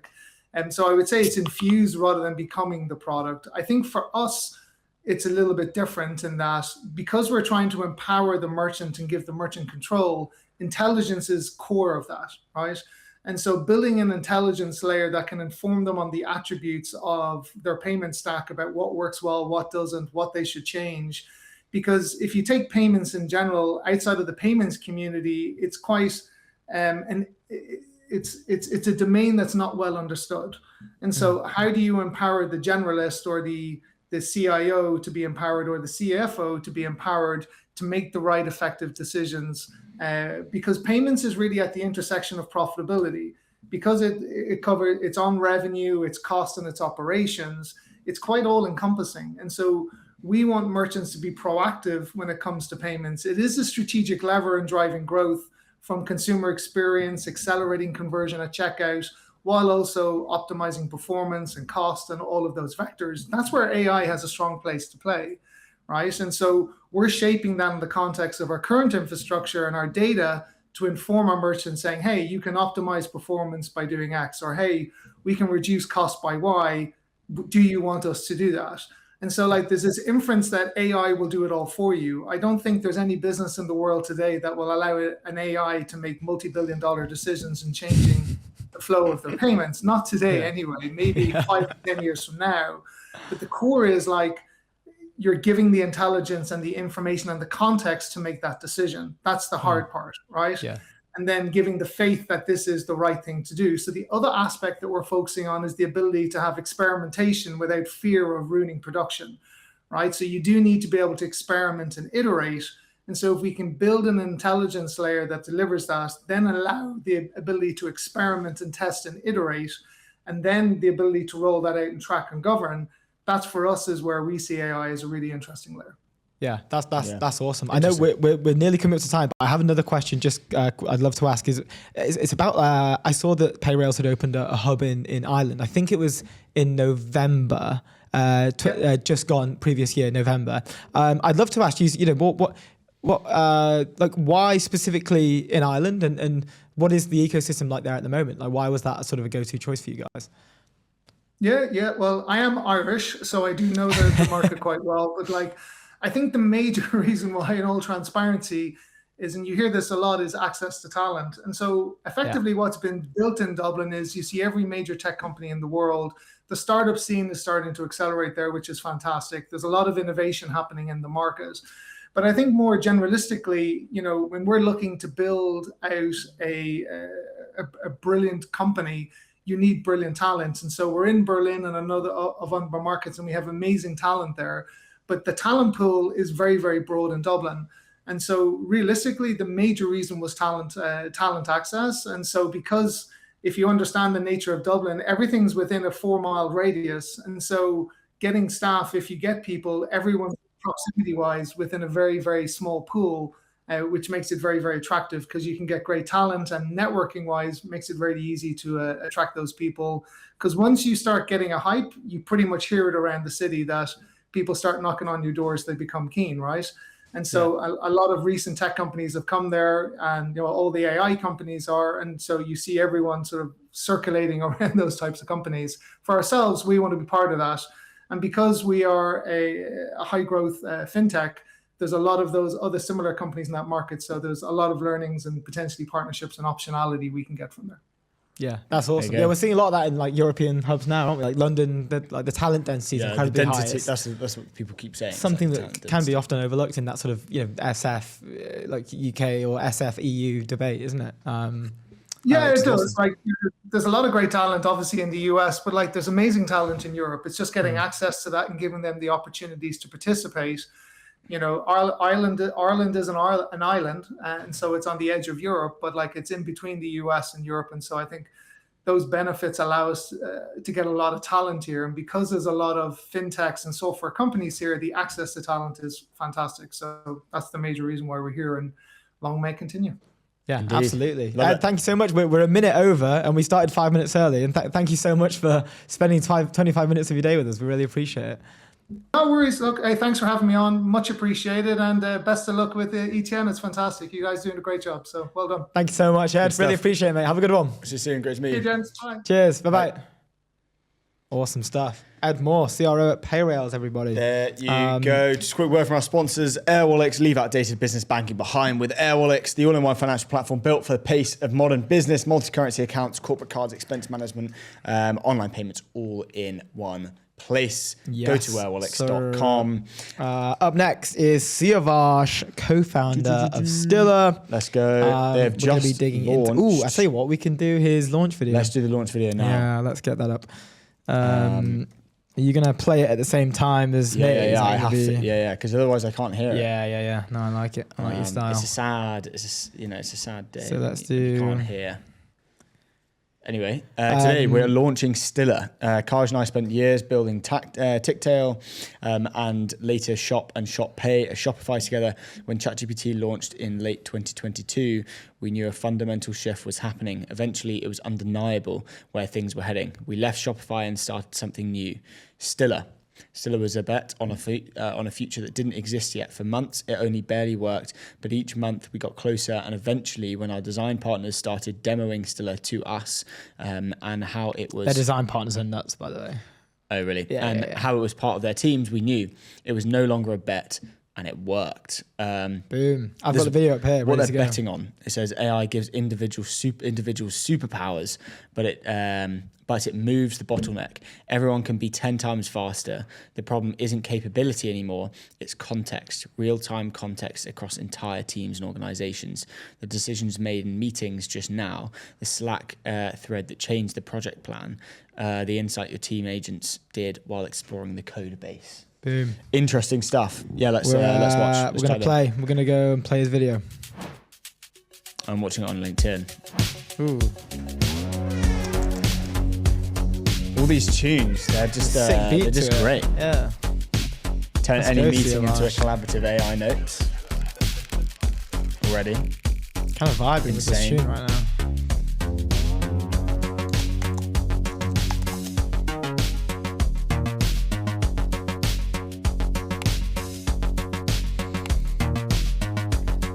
So it's just something you just like live in. You can just live. Dude, and that's connected to everything. That was like Cursor, Slack. You're just pressing buttons. It's linear.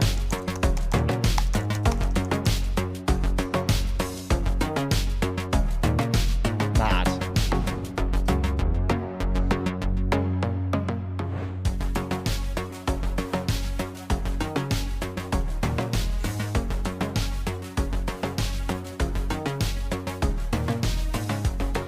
So it's writing the PR right now. Say again. It's just done it for them. Yeah.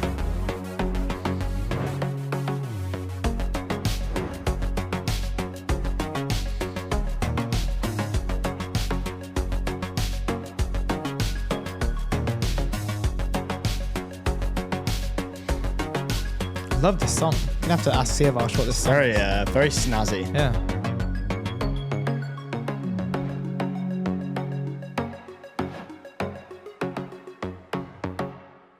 Boom. Little Stiller demo before Siavash joins us. Very exciting. No more docs dumped into copy pasted prompts. I don't know what's going on today. That was a bit of a real-time understanding, streaming across meetings, Slack, GitHub, Linear, and all the other tools where your work happens. Still, it's the teammate who was in the room and who helps you and your team get the work done. Yeah. Mental. Yeah, he's going to come on, wild. drop some notes on Stiller and what it is. Essentially, the reason I got so excited for it was because I feel that a lot of enterprise players it feels closer to AGI than it's Aggie. This is Aggie, but it is Aggie. He the reason that I think it's cool is because I feel a lot of enterprise players are trying to build like some sort of like agentic flow or like an agentic sort of like agent into their systems that's like trained specifically on their own context, right? And like I feel like Stiller is a pretty good step towards that direction. Like you can see it's using multiple different as like APIs, like some multiple different products and stuff that it's using. And it was like the first time that he showed it, like me working live, which like got me kind of pumped because it kind of the Slack sort of connection is the maddest thing. How it was literally marketing itself in design partners Slacks because they'd be like, hey, I'm using Stiller and this thing doesn't work at Siavash. And then Siavash would just like reply to that at Stiller. Make it work. Hey, can you make this work? And it would like review their message. Yeah. It would write the code. It would send emails to the design partners letting them know that their like request had been filled. Like, so that's why it was kind of sick. Just jobs just don't need to be done anymore. Yeah, I'm not sure if he's mentioned who their design partners are. I really want to say them, but I'm not sure if it's public, so I don't think I can say them. We'll wait. Oh, no, he says here. We've been working quite with teams at Spotify, Ramp, Lovable, and Lagora. There you go. So, like, just in terms of the lineup, it's pretty nuts. Design partner Well, to be fair, lineup. I actually...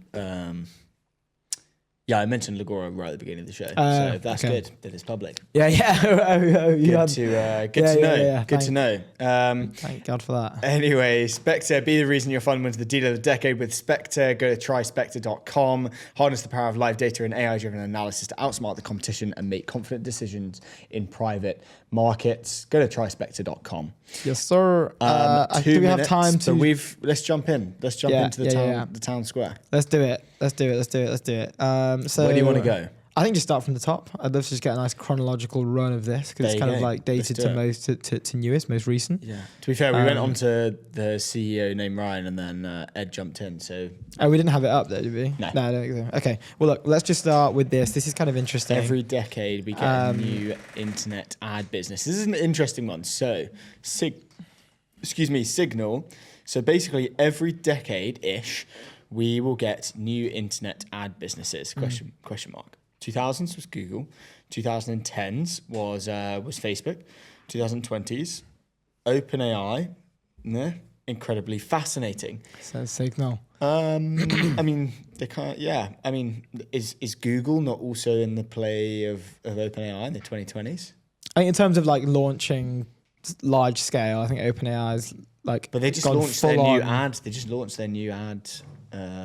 Within their shopping ads. AI tool though. Yeah, like within their shopping AI tool. So I don't think it's as like gung ho as OpenAI doing this. But there were some nut stats on like I think it was Google made Facebook made $6 or $8 per user when they introduced ads in 2010.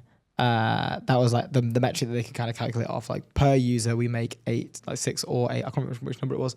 Dollars off each user. And with like I know they have over like I swear it's over 1 billion people have Facebook. I'm pretty sure. Which is like a nut stat, right? So you're just kind of clicking your fingers, ads. Here's 6 billion / 8 billion, whatever it is.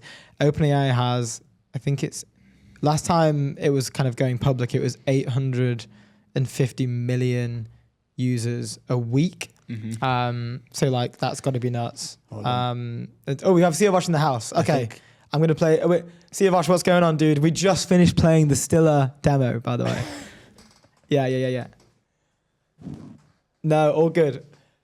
All No, good, you're all good, good, all you're good. good. We're just checking with our producer to see if we can bring you live onto the stream. We can see you, we can hear you, but our lovely viewers and listeners at home can't yet. We just need the thumbs up. Waiting for the magic Here we thumbs go. up. We are live. We're good to go. We're Really gonna nice play to the meet we're you, gonna play the Siavash. trumpet, Siavash, There we go. to celebrate. Stilla is live. We are out here. Live as of 2 hours ish ago, 3 hours maybe. Yeah. Basically, I mean, we went live this morning. We updated the landing page last night just to make sure everything was working, and then we pushed the button this morning. No way. Congratulations. It's a big day for us. I mean, we'd love to see it. You know, we've been working on this for almost a year now, and when you anticipate this launch and you have all this idea, like so much of Stilla came from our frustration throughout our career about everything we've done, everything we built, all the things we want to solve. But as you do that, as you build a product that way, you keep questioning your own assumptions about things, right? So we onboarded some incredible design partners. Some of them like companies like Ramp, just recently Shopify, Legora, Lovable, and some really cool startups that are currently or yet less known than those brands. And they sort of helped us validate, but it's not until you actually open up the doors and let anyone sign up when you know, like, does this actually solve a problem that most people are having? Or is this a product that we built just for ourselves and a few very similar companies, or does this generalize well? So that's what we're trying to figure out today. And so far, it looks very, very promising. That's amazing. Awesome. That's awesome. Well, there's so much just within what you've just said that I want to ask loads of questions about. Before I do that, could you maybe again, we've just shown the demo, but maybe it would be best for you to explain kind of high level, what's the elevator pitch? What is Stilla? What have you guys built? And why have you built it as well? I think the easiest way to describe Stilla is to think of it as a teammate. It's an AI teammate that lives within the tools where you already work. Like everywhere where you can collaborate with your colleagues today, say Slack, Linear, in GitHub, like everywhere product development companies tend to collaborate and work, Stilla exists there. You can, tag it in a Slack channel, have it act on a conversation you just had, or have it go out and do work across all your other tools. So we connect to basically every product or tool within the startup stack or the software stack. And you can task Stilla to go out and do work across those tools. It can write code. It can manage entire linear projects, manage your tasks. It can manage your documents in Notion and Google Drive. It can build prototypes with Lovable. It can send emails. It can send Slack messages, and so much more. Like it integrates basically whatever tool that you have in your company, Stilla will integrate into, and you will be able to instruct it to do work. And Stilla also captures meeting notes. I actually have Stilla running for this conversation just so I have record of it. And that helps Stilla understand everything in real time, everything that's happening across the company in real time. And as you share that context with your colleagues, their Stillas will also have that context. So everybody in the company can act on the same understanding around priorities and decisions and what really matters. And all of that happens in real time. We call it streaming contexts. So Stilla basically streams the context around everything that's happening across all your tools and to all your colleagues. So we no longer have people moving in different directions. Wow, that's awesome. Was that streaming context was the coined term there? Yeah, it was a good coined term. Go on. No, just saying, I'm sure you've been in a situation where you had some documents, like these AI agents to begin with, they're incredibly capable, right? So, and I'm sure you've sort of had documents in one place, another text snippet somewhere else, maybe a video somewhere, and sort of try to pull all of this together to have an AI agent help you do the work. Now, Stilla does all of that automatically. So say you were in a meeting, Stilla has full context of that meeting, all the conversations, who was in that room, who decided what, and all your Slack conversation, all your documents on Drive. So you don't need to do that, copy pasting between these tools and try to bring context from one place to the other. Stilla has it all. So all you need to do is say, hey, remember that decision we just made or last week in that session. I want to start building that. Can you start prototyping it for me? And Stilla can be your code partner writing that code for you, or even generate images and whatever you kind of need to be able to do the work. Yeah. A sick example of like the context thing. When you and I was chatting the other day, Siavash, and I was getting a sort of pre-look at the demo, which was awesome, and thank you for that. A really cool example was like we were talking and we had Stiller up together, and Stiller had and we were talking about the show obviously, and Siavash coming on, and Stiller had understood that it matched with an email that he'd sent to like an investor where there was some context about the show, and it had prepared like a Gmeet like ready. All Siavash needed to do was just sort of like press like okay, like.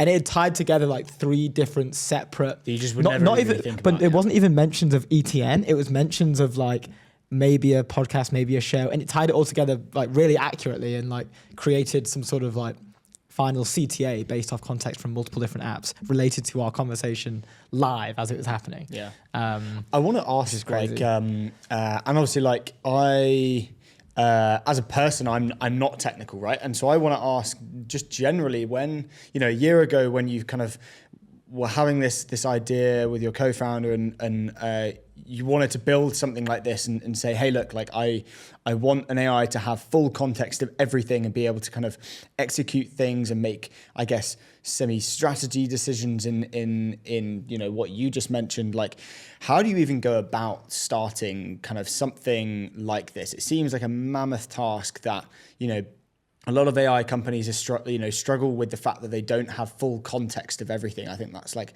a big hurdle. And it seems like, Stiller solves that. Yeah, I think it's such a good question. And in hindsight, it all looks so clear. Like standing here today on launch day and knowing that we have a product that actually works. Oh, of course. Like this is such a, it's such an obvious product. But when we started about a year ago, we knew that the AI capabilities at that time were not ready to support the type of use case that we wanted to support.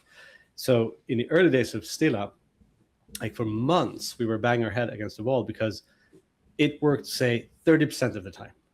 And that was internally within our own company where we fully understood sort of the structure of the tools that we had, like the stack was set up in such a way that all the things were connected. And gradually, so on one end, we were churning, like improving the product month over month. Like every month it got like 5% better, 5% better. And in parallel, and this was an early bet we did, was that these models would get better quarterly.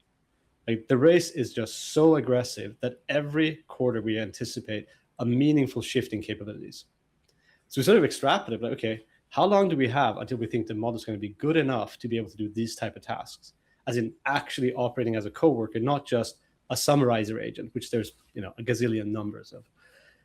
And about 6 months ago, we started onboarding some external partners because it started working pretty well within our own sort of data set, still as our company's knowledge base. And we said, look, we need to evaluate if this works for companies that are structured differently. So we onboarded, I think Legora was one of our earliest design partners. Very brave of them to very early jump on this and try this out with us. They've been incredible. But there's been a bunch of those companies. And, again, even with them, we saw early stage, it worked like 50, 60, 70% at the time. And towards the end of last year, I think it finally clicked for us. For quite a long time, it had worked really, really well internally. But it was when our design partners started demoing Stilla to us and showing the things that Stilla was doing for them and sort of treating it as a coworker, how there were multiple people in the company collaborating with a single agent.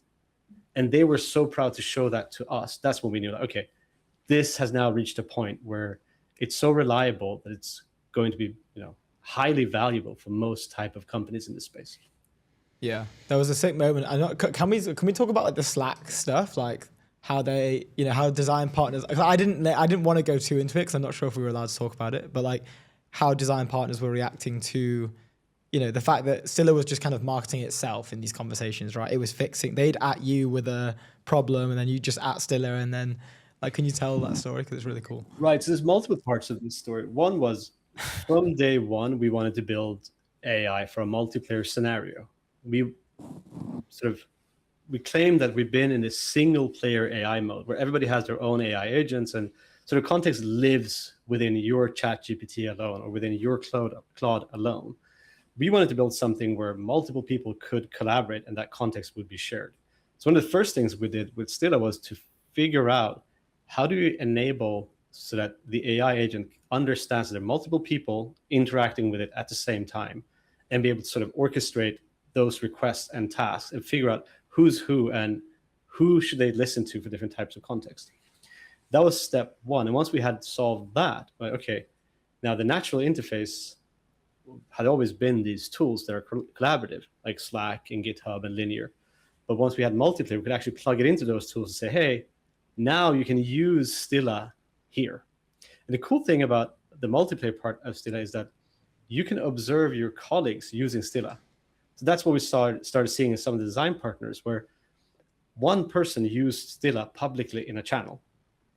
And suddenly 5 of their peers were like, holy shit, did it actually just do that? Can I do that? And they jump into the thread and start tacking on, like, okay, can you also do this? Can you also do that? And within minutes, you have 5 more people who deeply understood, like, oh, okay, this is a capable AI agent that can actually do work for me. And then they went into their own team channels and did the same thing. And it pretty quickly starts spreading within the company. And the benefit of that is, as it spreads and more people use it, Stilla just gets better for everybody else. The more it's used within the company, the more context Stilla has about everything that's going on and what is priority, what are people actually working on. And I think that's sort of a key pillar of why Stilla is so useful for these companies. It learns and it sort of kind of organically makes its way into your workflows. Like, you don't need to change your company in any way. People are just naturally going to adopt it because it's going to be the fastest way of getting things done. And as they do so, it's just going to get faster.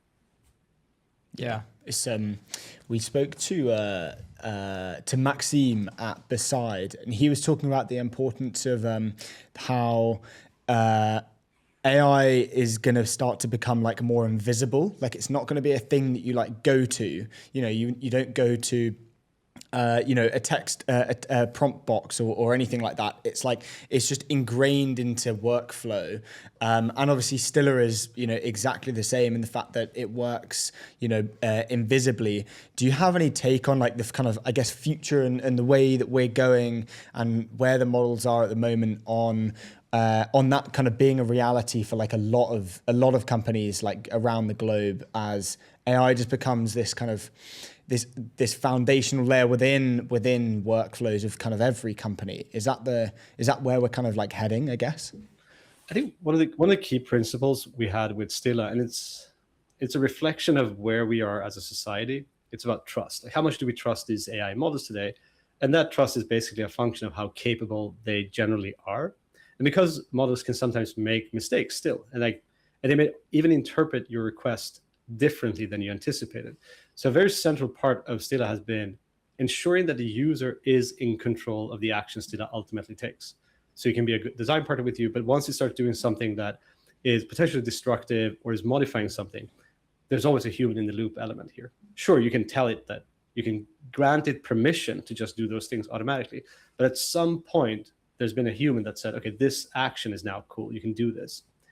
Over time, as sort of our trust with these models go up, we think that the number of touch points where you require a human in the loop will simply just start going down. And we think more and more of this will gradually just get fully automated.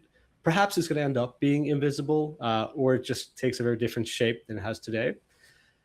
And sort of that would eliminate this, I guess, blockage on humans, which we ultimately think is going to become the next big bottleneck for velocity for teams. And we can do a deep dive on that as well. But the key thing, even as these AI agents become capable of operating sort of fully autonomously over long periods of time, is we think for quite some time, maybe it's just a human trait, but we will expect that there's someone responsible in the chain. We will want to be able to go back and say, okay, who decided this? Who sort of signed off on this change? Or where did this change come from? Not so much to sort of have somebody to blame, more so just to be able to trace decisions back and be able to understand how things came to be. So over the next at least 12 months, we think humans will continue to be, in some degree, part of the loop. Beyond that, I think it's valid to say that these will kind of operate basically fully autonomously over very long periods of time. And you could say they're invisible, but ultimately they may actually be the key part of driving change forward within organizations and teams. Yeah, they're like autonomous, I guess. Like you can see them working, but they just kind of work. The future question is an interesting one, and it's something that we've asked a few people on the show before, but this sort of like this horizontal agentic layer, as opposed to like a fine-tuned like sort of vertical type thing, right? Like I remember, and you'll know this as well. Like when I was at Convergence, like it was a horizontal browser-based agent. You know, it's pretty different to most things that were out there at the time. But the problem that we would run into quite frequently is that when we were even speaking with design partners, it's kind of like, well, what do you do? And it was like, well, we do everything. It's horizontal, like every department, so it's very hard to like narrow in on things specifically early on, like especially like on the GTM side in terms of like getting product feedback and stuff like that. And I've seen people have takes on the horizontal space. I'd say Stiller isn't like Stiller. I love the fact that like it's got these sort of native integrations to all these different tools, right? So it's not exactly horizontal. It has the verticals that it can sort of specialize in as well, but it's kind of a combination of both. It seems like you're choosing to do this on hard mode, which is quite funny. But like, what are your takes for that sort of horizontal? Would you say Stiller is horizontal as well? Like, do you think that would be a fair assumption to make, or? So Stiller is to some degree horizontal, but that's more a design choice rather than sort of a technical limitation. The way we built it is we actually have Stiller write the integrations that we provide in Stiller, so we can expand them rather quickly. It's more so to explain to a specific audience at this point what Stiller can do. Because if you say it's a teammate across all verticals, there's a lot of type of different work that happens in all kinds of companies. And we said, look, let's start with tools and products they use within software development companies, product development organizations, because that's the domain we know best. And if we can make sure that it works there, we can very quickly expand this into other type of verticals where you operate collaboratively, there's a team, and that team would benefit from being able to collaboratively use AI agents. So the verticalization is more a consequence of like the GTM challenge you mentioned. We want to make sure that our first audience deeply understands what Stiller is. And when we say to that group, it's a teammate, it can help you build your product, it can help you plan your projects, it can help you communicate with customers and partners. It kind of clicks pretty quickly. Oh, okay, those are tasks that, some of them I like to do, some of them feel like work around the work for me. And if I can put those tasks on the AI agent and even automate some of those tasks with Stiller, great. Then I can focus on the craft. Then I can focus on the thing that I am particularly passionate about, which typically tends to be the type of thing that we do best. And to a large degree, that was why we built Stiller. We wanted to free individuals to be able to do what they do best in their craft, rather than having to do all the stuff around it, like stakeholder management, reporting status, aligning decisions with all the others, make sure the decisions that were made are sort of distributed across the company so everybody knows what's happening. Because those tend to be the type of things that slow organizations down. And we said, look, if we can automate that, then that's going to be tremendously valuable the moment your company starts to scale. And we think ultimately, if we have these AI agents individually and we move 10 times as fast or 100 times as fast, whatever you want, if we are not aligned and are moving in different directions, it doesn't matter how quickly we're moving, we're just pulling in different directions. So one of the key parts of Stiller was to make sure that there is alignment. And for there to be alignment, you need to have automatic information distribution within a company. That's sort of the streaming context side of Stiller. And yeah, I think those are central features of what the product is today. I love the streaming context phrase. That's so cool. That should be, you should get that, coined and patented and written in ink. Have it, quoted under COR. The reason we want to have it streaming, just to sort of articulate why that is so important to us and why we talk so much about alignment internally. So right now we're talking about alignment with humans. We have organizations with humans, and we said, look, we as humans need to be aligned to move in the same direction. But once you solve the problem of alignment with humans, you're very close to solve it for AI agents. Which means as we sort of approach a point where these AI agents can operate 24/7 autonomously, the most important thing will be, are they working towards the direction where you want them to go? And if we solve alignment for an organization, then we can also solve it naturally for AI agents in that organization.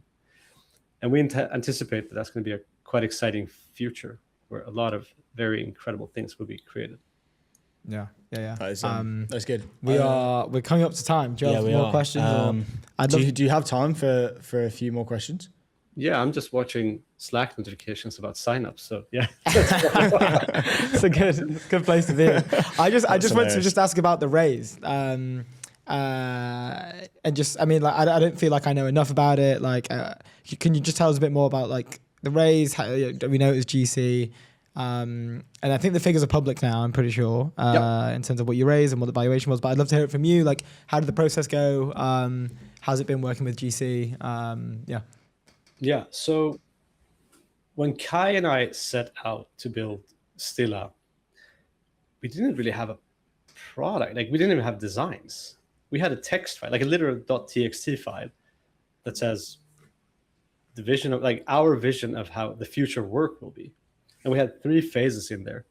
And they basically outline the different phases we're going through now. Right now, we said we're in phase 1. We want to be able to build this autonomous AI agent that acts as a teammate. And serendipitously, I had a sort of a phone call scheduled from the time when I left Shopify with one of our old investors at TikTok. I just mentioned what we were thinking about. I just sort of gave him some bits and pieces of that vision document. And he got so excited. He's like, look, you gotta come to London. You gotta meet the partner team. I don't know. We're not sure we're gonna raise at this point. We're still just exploring this. He's like, no, please come. So we scheduled a few meetings as we're going to London for a few days. And one of those ended up being with GC. And I think that's been one of the best VC meetings I've ever had. I remember sitting with Alex, Momeni, and Jeanette, and we sort of started talking about what we were trying to do. We went a little bit deeper than the vision document. Like, okay, this is kind of how we envision this product working.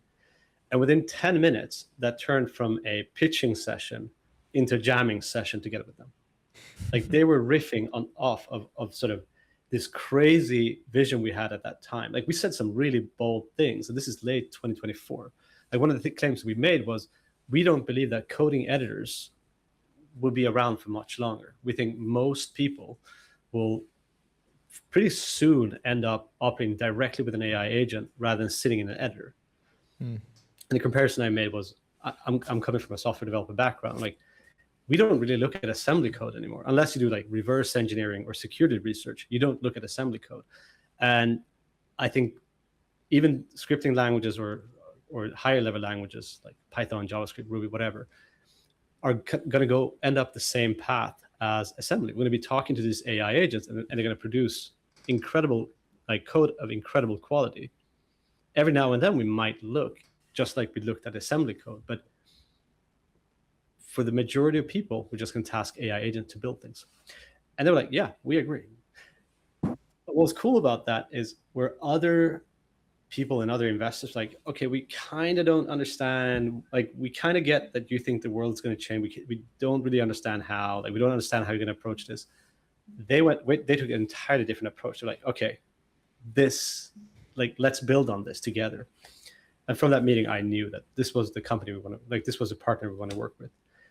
And Kai and I had some strong ideas of how we wanted to sort of structure our financing around how much dilution we wanted to have. And we actually got term sheets at much higher valuations, but ultimately ended up going with General Catalyst because we liked them, and we got the money we needed to build the first phase of Stilla. And the rest is history. Here we are. So sick. It's so cool. Yeah, we've run over time, but we have an absolute pleasure. Thank you so much for coming on. We really appreciate it. It's been awesome, guys. Please keep us updated. We'd love to have you back on. When Stilla goes out and raises a mega Series A round, come and hang with us again. All right, awesome. Thank you so much, guys. Good luck with everything. See you, dude. Bye. Ciao. Amazing stuff. We have some breaking news, but just before we have breaking news, Polymarket, the world's largest prediction market. Stay informed and profit from your knowledge. Go to polymarket.com. What's this breaking news? The breaking news is, I've lost it. Here we go. Andreas Klinger. So at her speech, Ursula von der Leyen in Davos right now. Yeah. The ultimate aim is to create a new, truly European company structure. Yeah. We call it EU Inc., with a single and simple set No way. of rules that will apply seamlessly all over our union. Another major milestone in turning EU Inc. into a reality, says Wojtek Horner. He is the comms at Index Ventures. She said in her speech, so while on paper, if you go onto are you sharing the screen? No, let me share this, sorry. You can share that, but this is from the X post from Andreas. So while on paper, the market of 450 million Europeans is open to them, it is far more complicated in reality.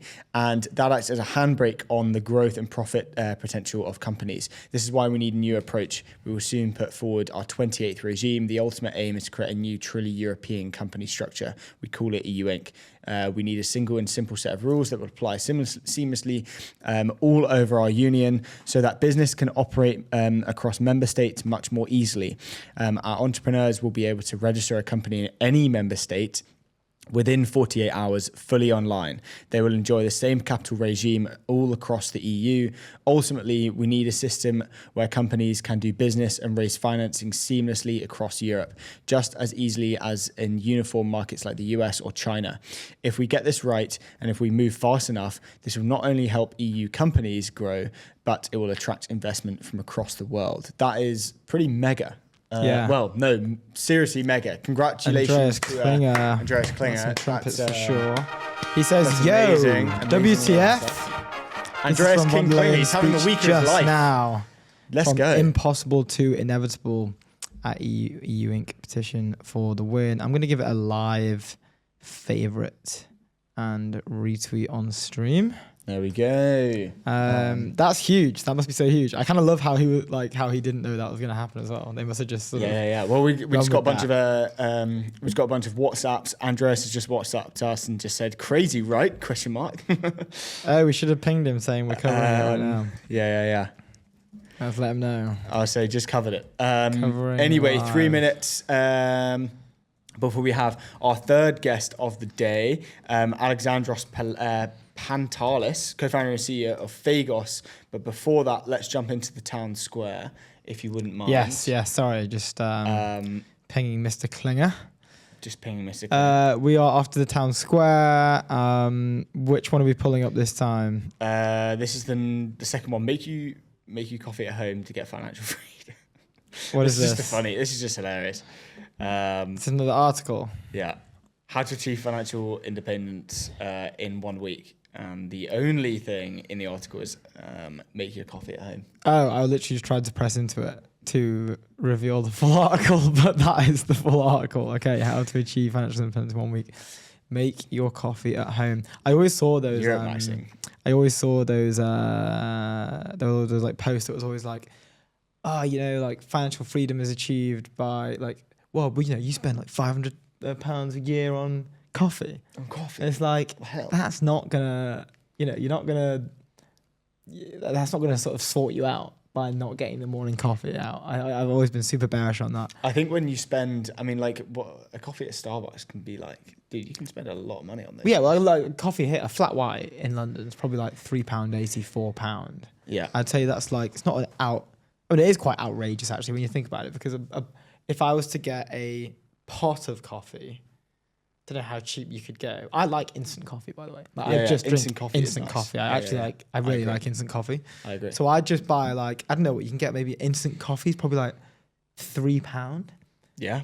So I have a lot of coffee when I have my instant coffee. So I don't know how many I get out of a whole purchase of like a whole thing. It would probably be like, I don't know, not 30, maybe 25. Yeah, probably like 30 coffees, 30 coffees, yeah. 30 coffees.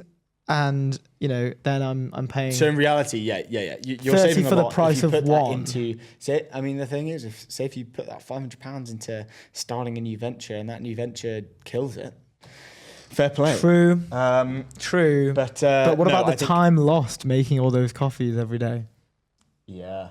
In terms of like an hourly rate, time, Naval, money. If his hourly rate when he was so young was 5,000, he said 5,000 for an hour. And he's making coffees every day. That was his hourly rate. He just said that to himself. Oh yes. To stop doing menial tasks that were taking away from his day. Indeed. Indeed. Anyway, on the show, we're just waiting. Alexandros, can you hear us? Oh, good. Can you see me? Yes, can see you, hear you, and you are live on ETN. How's it going? Awesome. Yeah, very happy to be here. I was actually in the dark before and just listening to you guys have a coffee chat. And so I was like, is this going to start at some point or how does that actually work? But sorry to bore you with our coffee chat. We went off on a little bit of a tangent. We're talking about coffee on our coffee chat. Integral part of the European tech scene. So no, it is. It is. Yeah. Exactly. Alexandros, thank you so much for joining us. We really appreciate it. Thank you for having me. It's probably worth having. We usually ask our guests, could you give us a bit of an intro, background about you, and then your company, Fagos, and then we can go from there. We've got a bunch of questions. Awesome. Yes, please. So yeah, thanks again for having me. I'm one of the two co-founders of the company with Adele. Co-founded this about 5 years back, and I'm the CEO. She's the CTO. Our mission is to end bacterial disease. So this is with all humility, but we try to have a big ambition here. And you might ask why, right? And basically, it's one of the biggest challenges to humanity. Bacterial disease is the second leading cause of death for humans. Is a top leading cause of death for animals as well. Billions killed every year. It's creating hundreds of billions of dollars in food waste every year as well. And so that's just some examples, to name a few. So today, to control bacteria, it's mainly the antibiotics that are used, but they're reaching their limits. Today, increasingly more bacteria are becoming resistant to antibiotics. We have already 1 in 6 bacterial infections that are resistant in human health, and in animal health, you have 1 in 3 antibiotics that already fail. So if this, and by the way, the pace of this is it increases about 10 to 15% per year, at least in humans. This is a statistic we have. At this pace, in 15 years, we do not have any functioning antibiotics anymore, if you just stretch the line. This means modern medicine over. You have a little scratch, you need not to be infected. This might cause death or amputation. You cannot have standard surgery anymore, etc. So we're talking about a dystopic future where we basically go 100 years back and modern medicine is not there anymore. And we're trying to avoid that. And that's what we're doing at Fagos. So instead of using antibiotics to fight bacteria, we actually use their natural predator, which is called the bacteriophage. They predate on bacteria for billions of years already, super efficient at it. Every 2 days, they eliminate half of all the bacteria on Earth, and they're not used as a mainstream medicine today.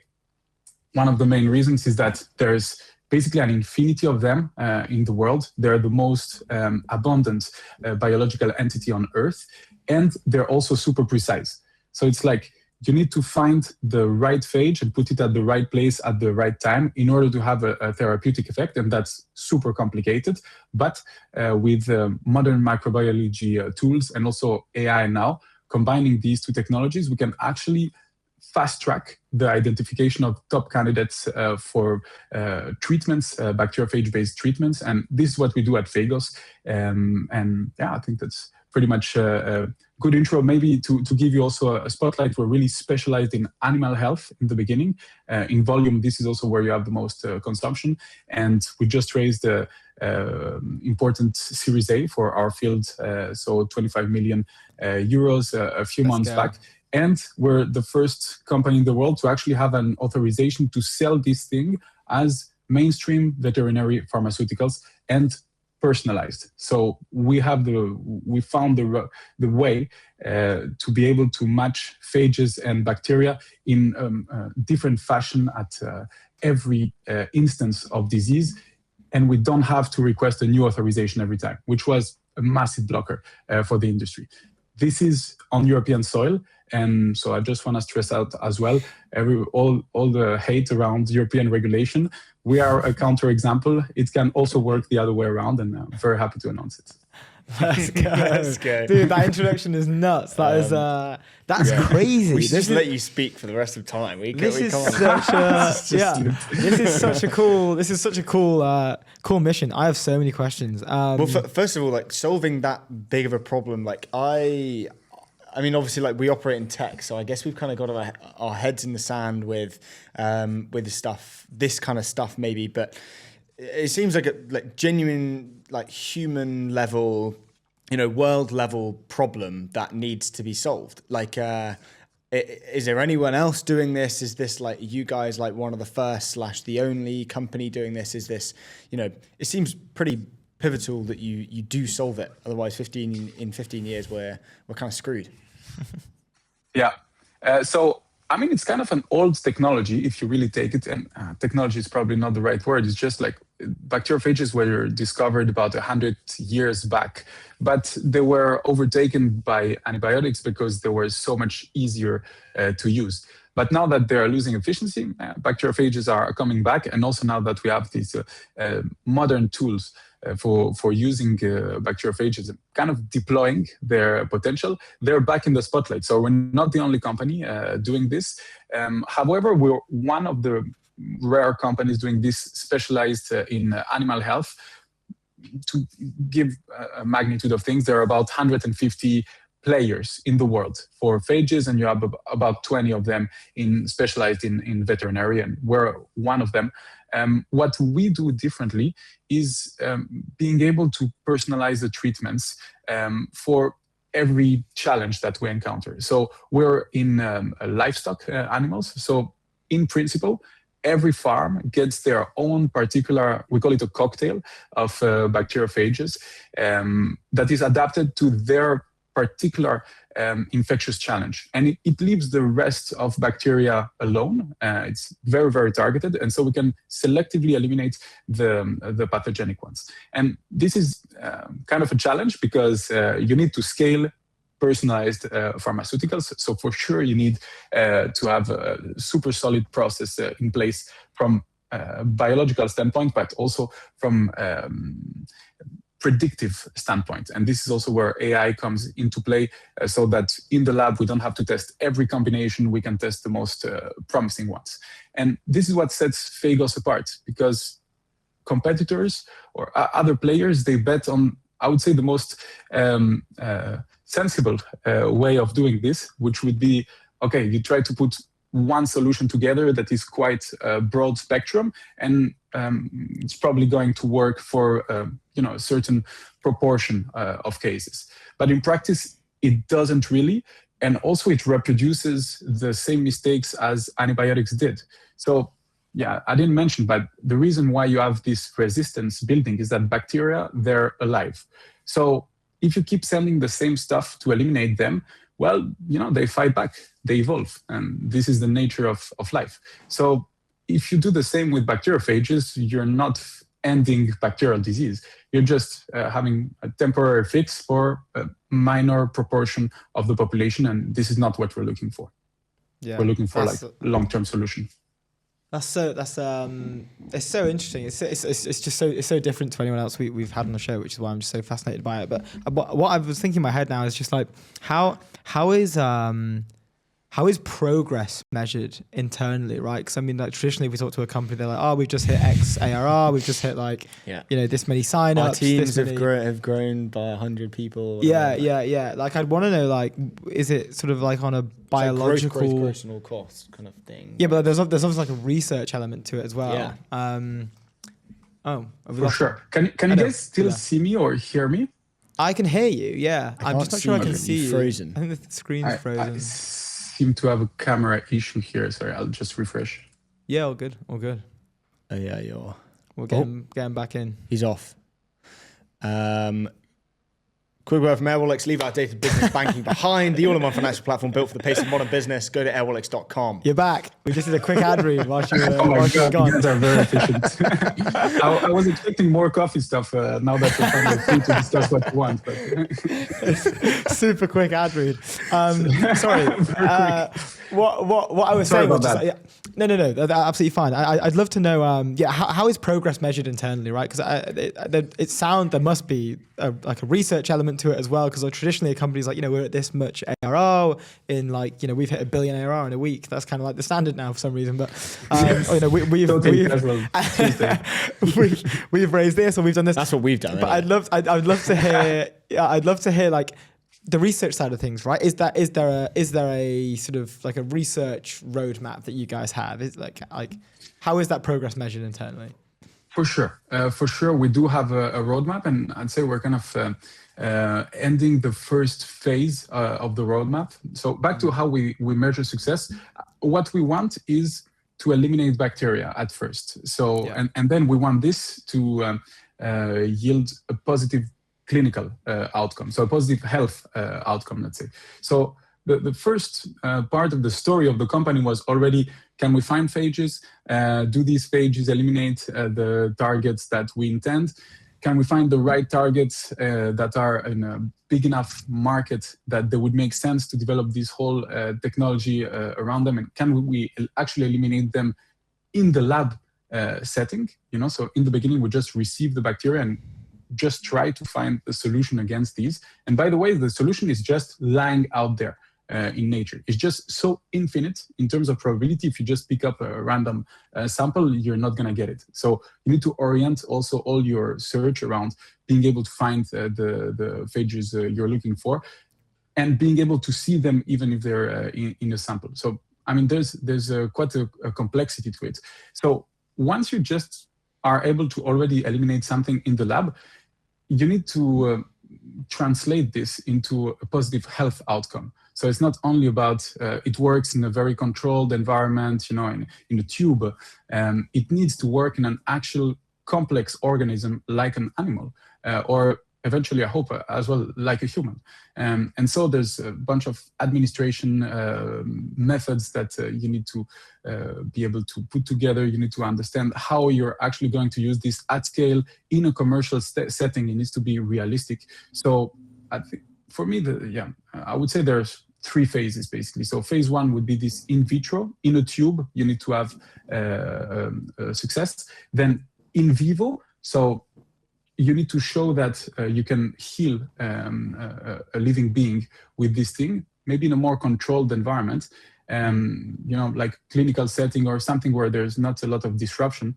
And then the final stage is the reality. It needs to actually yield a positive outcome in a commercial setting of an operator that is going through a bunch of problems, and you're not specifically their priority. Of course, the disease is their priority, but they have a bunch of stuff they need to think about. There's a lot of uncertainty, and this is where you need to be successful. So we checked already stages 1 and 2, and now we're into stage 3, where we actually are in reality. We have already 1 million animals healed in France with our solutions.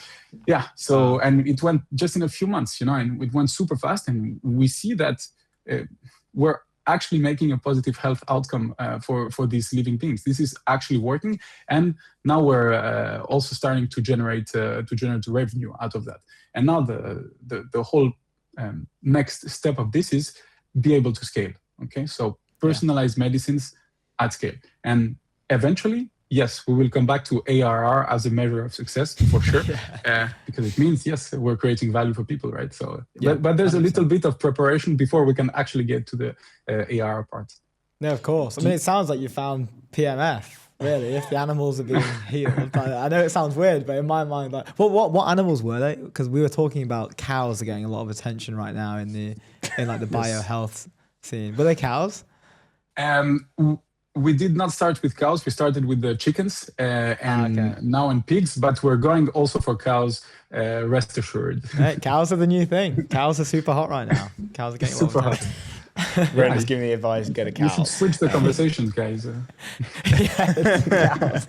I think Luke has a question. I'll stop talking. I was going to ask about, so you obviously, the kind of end goal for this is to help humans, I guess. And obviously like that is like the dream. What's the thing that like once you've hit with, oh no, he's gone again. We lost him. Connection issues. Spectre, be the reason your fund was the deal of the decade. Go to tryspectre.com. You're back. I was going to ask. That was 3 seconds of break. What commercial could you run in this interval? Okay, I just switched cameras. I'm really sorry for this. I don't know. All good. First time. I was going to ask. So yes, obviously humans are like the kind of golden ticket. That's what you want to go and do, and it would be amazing if you did. What is the kind of thing that once you've hit for the animals? So like once you say, okay, we've like nailed it. You've helped 1 million animals. Now, is there a number that you have to hit to be able to then like, I guess, level up and go and attack the human problem? Or what's that kind of like metric that you're looking for to then like flip and go, okay, now we can move on to kind of testing the human side? Or do you need like ARR from the animal business first to be able to go and attack that? What's the workflow there? Like how do you get to that solving of that problem? I can see you guys have an investor background with the questions as well. But yes, in terms of pure number that we'd like to hit, we're talking billions of animals healed. Okay. So just to give you an idea, there are basically 10 times more animals than humans on Earth. So in terms of magnitude, we're talking billions. And this is also a huge market. We're also talking tens of billions just for phages in some particular animal species. So it could be a business all by itself, only on animal health, very focused. But again, this is not the goal of the company. The goal of the company is to end bacterial disease. So what we do in animal health, it will also be applicable for any other life form, because fundamentally in the tube, what we do in the lab, if it's a bacteria that comes from an animal or a human or a plant or whatever you got, it's basically the same process of elimination in the tube. What changes is, of course, the whole business model, regulation around it, etc., and the administration method. But in principle, we're developing a universalizable technology that can be used in the future for any life form. And this is the reason why we created the company. So we stay focused in the beginning on animal health, and once we start hitting billions of animals healed, also the company, the technology will be so much stronger. All the data we will have gathered, all the experience will be unmatched, and we will be in a great technological stage that we're ready to take human health, at least from a purely technological standpoint. This is what we're looking for. That's create viability, show it works, then move to human. Yeah, sorry to cut you off there. It's nuts in terms of like that. I mean, as a standalone business, right? I mean, think about this, like the market of meat in general, right? Like farmers, right? Like anyone selling mass quantities of any of that animal is like, like I guess maybe it's counterproductive because like if the aim is to keep them alive, and then I'm now using it as an example when they're killed to be eaten. Maybe I'm crossing wires in a way there. But what I'm saying is that could be incredibly valuable, right? Because you don't want to consume meat that's got diseases, right? Like that's a multi-billion-dollar market. And also you have, so this is a $2 trillion market, just animal production, 2 trillion. Wow. And there's about 20% of that is lost to disease every year. So this is the magnitude of the pain we're looking at, and that the market potential we're looking at, and that's just animal health, and that's just, by the way, production animals. Then you also have like domestic animals. I mean, this is a whole other world, a parallel world, and then still. We don't want the company to just be an animal health company for the future. We want to bring a technology that actually saves us from coming back 100 years and having no modern medicine available anymore. So this is our goal. Yeah, I wanted to ask a bit. So, you founded Fagos back about 5-ish years ago, maybe a little bit less, and I don't know how much AI was kind of like within that process, and ask about AI. Obviously, I feel like you kind of have to in this scenario. How is it within the workflows and the research integrated within the process in Fagos and finding these breakthroughs that you're kind of constantly trying to find? I mean, there was a lot of great place, great time in the story of Fagos. Like 5-ish years ago, there wasn't the Chat GPT moment.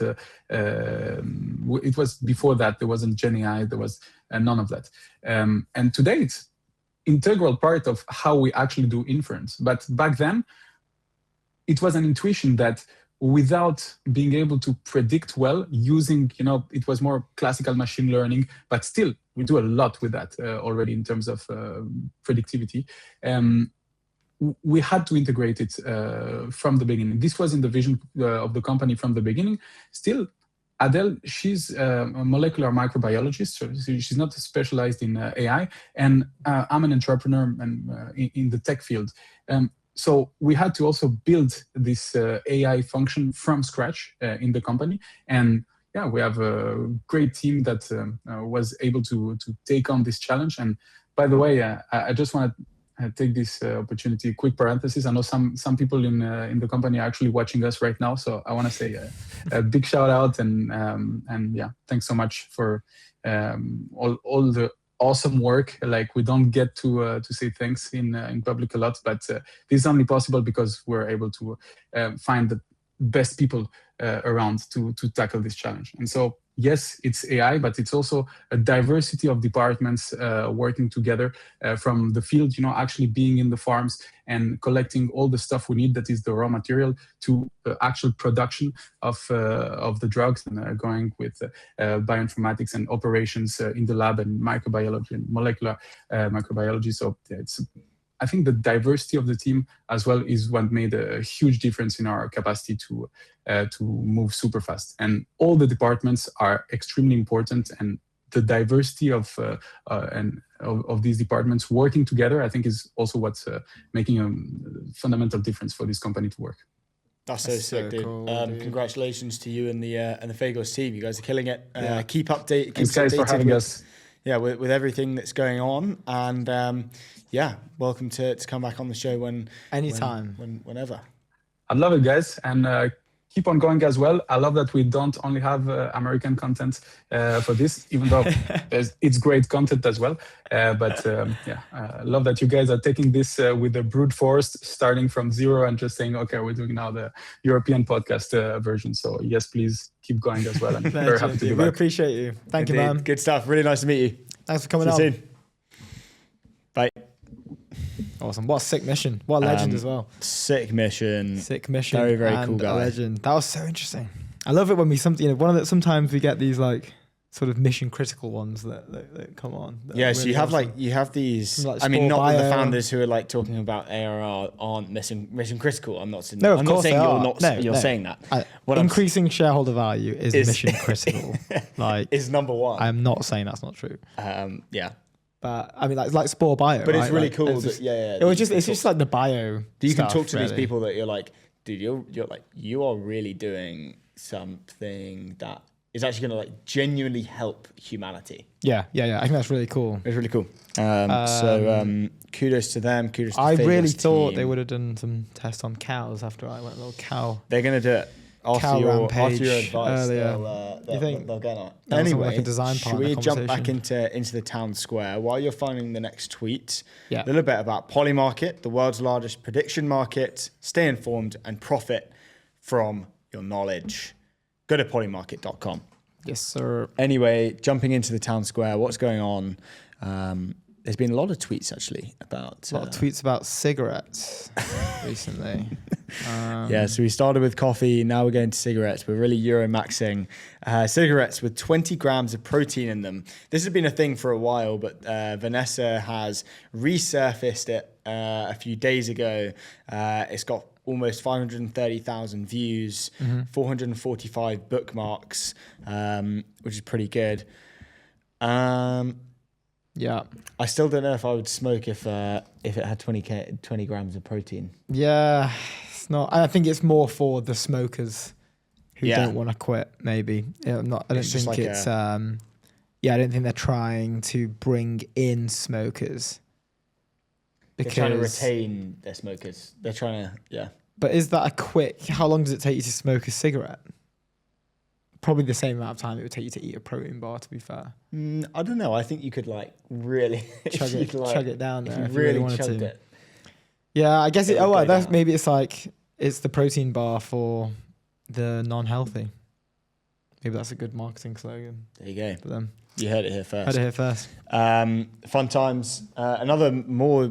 Are you off the screen? Yeah, I think I'm pressed. This tweet was great from Chris Moltisanti. It's the one further down. He's called Claude. He's a French guy. I'm gonna wait. He's called Claude. He's a French guy. He lives on your phone and tells you what to do, like Napoleon. Yeah, I think I saw this guy pop up. I've seen a few of these memes. These are great. Share that. Just over 400,000 views, 990 bookmarks, of which one of them was me. I'm checking. Can if I press my X thing here, is that showing it? Yeah. Are we showing? All right, I press it and it's not doesn't jump. We're good. Okay, nice. Yeah. I'm going to do it again. He's called Claude. He's a French guy. No, you got to do it. You got to do it in an Italian, like, is Chris Monasani over here, or whatever his name is. You got to do it in like an Italian. I was going to do it in a French accent. I don't really want to do that. You don't have it in you? Go on. No, I can't. I asked you. Yeah, well, there you go. Next one. That's super funny. We can do it. We can do it when we're off air. We'll practice and then come back to it. Yeah, let me go back to host and just see if my stream deck thing is happening. Yeah, I'm not sure. Oh wait, no, that now goes to hosts. Yeah. Okay, maybe that is. Apparently it's not working. Lagged. I'm doing it for you. Okay, now let's actually go into the Elon Musk joking about buying Ryanair. Marcus, if you can see that on the timeline, just give us a thumbs up. Well, I get it up, and then we can share it. Okay, cool. Yeah, Elon Musk jokes about buying Ryanair to install a Ryan CEO. The back and forth started when Ryanair CEO Michael O'Leary, that's his name, rejected Starlink Wi-Fi for its high cost and fuel drag, calling Musk clueless about airlines, which is an awful take. Musk hit back by calling O'Leary an idiot who should be fired, then quipped about buying Ryanair for $35 billion to put a Ryan in charge. Filled with memes from Ryans applying for the job, like comedian Ryan Long in pilot gear, while prediction markets peg real purchase odds at just 9 to 12%. Ryanair focuses on cheap fares without frills, staying quiet as the banter buzzes on. Ryanair, the actual account has been like going at it as well. Yeah, the Ryanair account is like a meme account. Like they're known for like being fully memey. But one of Elon's tweets, which was a poll, and it said, "Buy Ryanair and restore Ryan as their rightful ruler. F yes or no." I'm going to see F yes was 76%. Which is quite hilarious. 35 million views as well, which is actually I'm getting the original sort of like, so Ryanair, so there was a tweet of, this is when Musk mentioned the Ryan thing, but it was like, someone tweeted out, what is a propaganda that you're not falling for? And then Ryanair quote tweeted it saying Wi-Fi on planes. And Musk comes back and says, how much would it cost to buy you? And he follows up again with, I really want to put a Ryan in charge of Ryanair. It is your destiny. But we kind of joked about it on the show for a bit earlier. Anyway, moving on. I believe we have Madeline on the show. Madeline, can you hear us? We can see you. Can we hear you? Yeah, I can hear you guys. Okay, yes. Amazing. I think and you're live on ETN. We're live. Yeah, we are. We're just checking. Yeah, we're live. Okay, let's play the trumpets.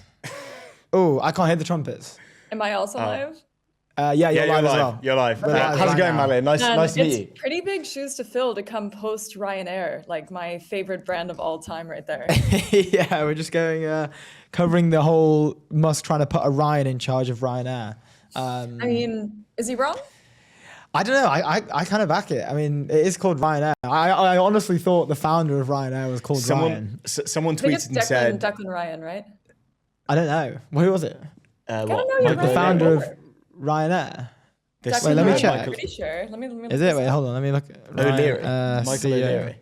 Oh, Michael O'Leary. Yeah. Is the CEO of Ryanair. Well, who's? Oh, okay, but the founder Or might Martin be O'Leary. founder of Ryanair. Christopher, is Tony Ryan and Christopher Tony Ryan and Christopher Yeah. Ryan. There you go. Okay. Yeah, That kind of missed kills it. my buzz a little bit. Not Yeah, gonna that lie, kind of but kills it. oh well. Okay, yeah, okay, no, Declan Ryan is in finance. Fuck it. Okay. Way Not too Irish. Declan Not Ryan. Declan Ryan. Look, we're Declan all Ryan getting it does wrong. We're does all not getting it wrong. Ryanair. But Anyway, enough about Ryanair. Let's move talk on. about you. Let's talk about Aikido's security. We have been buzzing for this conversation. And I don't even know where to start. Usually we ask guests to introduce themselves, who you are, what do you do, what is the company. Maybe that would be a good place to start first. But we've got a bunch of questions that I'm pumped to get into. Sure. I'm Madeline calling in from San Francisco, bright and early. It's my so God. early for you. No way. Super early. We've It's done it good. again. I'm still This is the super jet third lagged, so show. it keeps me fresh. I did say we would not brush our hair in solidarity. Yeah. Well, I Put kind of out- tied it back to like hide the mess, and I was like, let me put on big earrings so you can't focus on it. Yeah, no, that's it. I've got messy hair. I've got a lot of cats. I'm CGO of Aikido. I was in venture for a long time. I was a partner to fund for this, and I'm a huge fan of Ryanair. Absolutely love that. What an intro. Amazing stuff. Okay, we love that. First of all, how's it been since the raise? Europe's newest unicorn. That's kind of exciting. Kind of massive. Pretty deal. massive. I've also got a question for what's happened before this, which involves your pitch deck. But let's just hear about what happened before the raise. How was the raise? How was the announcement? How did it all go?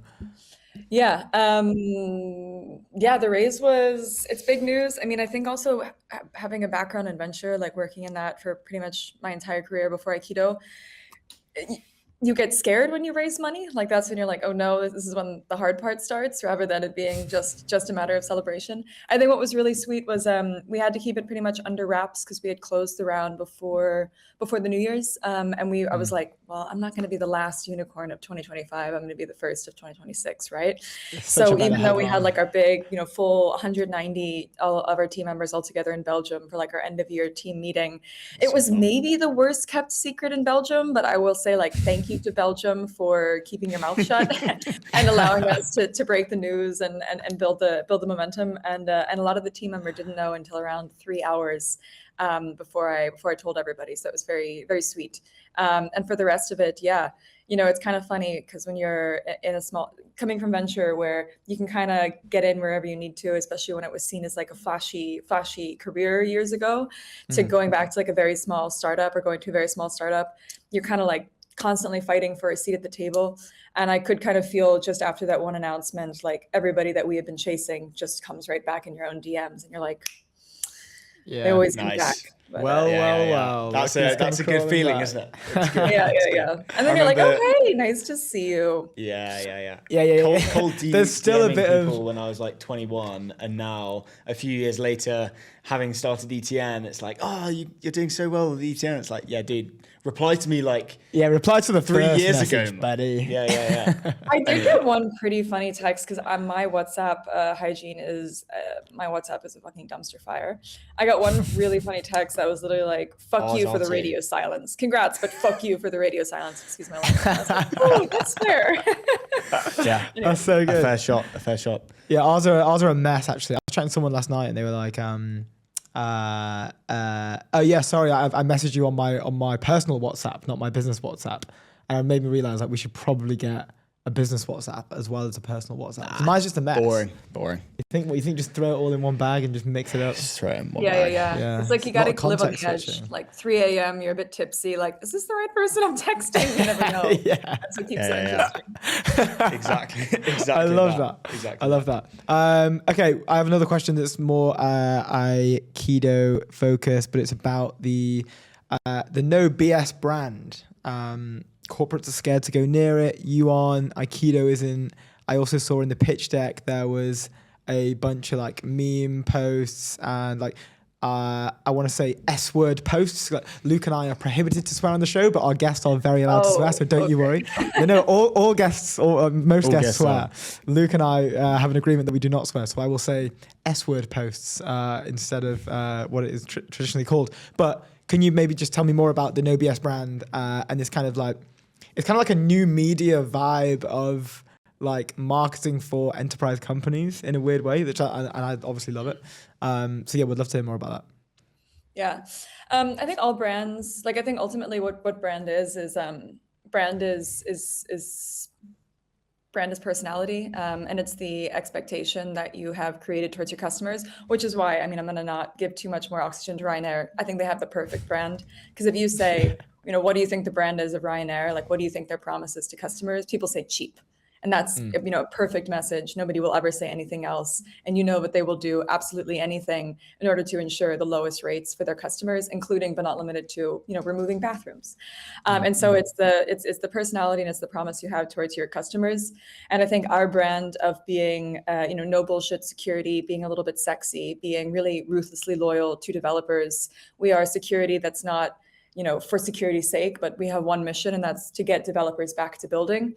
And that is just such a derivative from the personality of my team, also from our other co-founders, right? Willem, who is our CTO and also our CEO. This is his 4th SaaS company. He, you know, when you're the CTO and co-founder of an SMB or a SaaS company, if it doesn't have, you know, mega bucks, you don't have a security team. It's the CTO figuring it out, and maybe like a poor VP engineering having to carry that weight. And at least all the devs on my team, which is more than half of our team, all they want to do is build fun features. Like, they don't want to have to like security platform and like chase false positives and do any of that stuff. And it's like, you try to, you know, I don't know if you've seen the inside of these tools, but it looks like the inside of like an F-16 cockpit. You need like a degree in security to understand anything.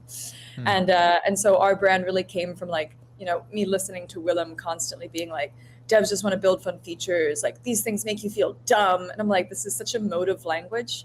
And I'm like, so let's use that. Like, I'm not going to then sit here and be like, an end-to-end purpose-built platform to secure software engineering teams, you know? If I said that, like, he would literally be like, what does our website say? Like, I think I speak English, but I don't understand anything.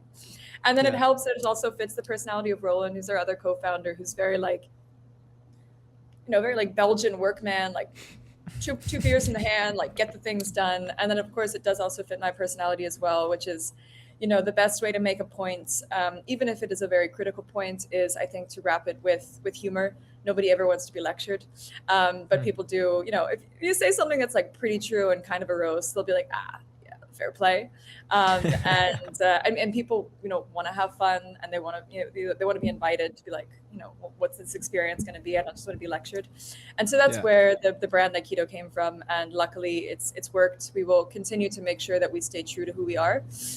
Though we are having to scale into the enterprise, and I've had to maybe adjust the no bullshit in some places. It's still very much there, and we're bringing the fun in other ways.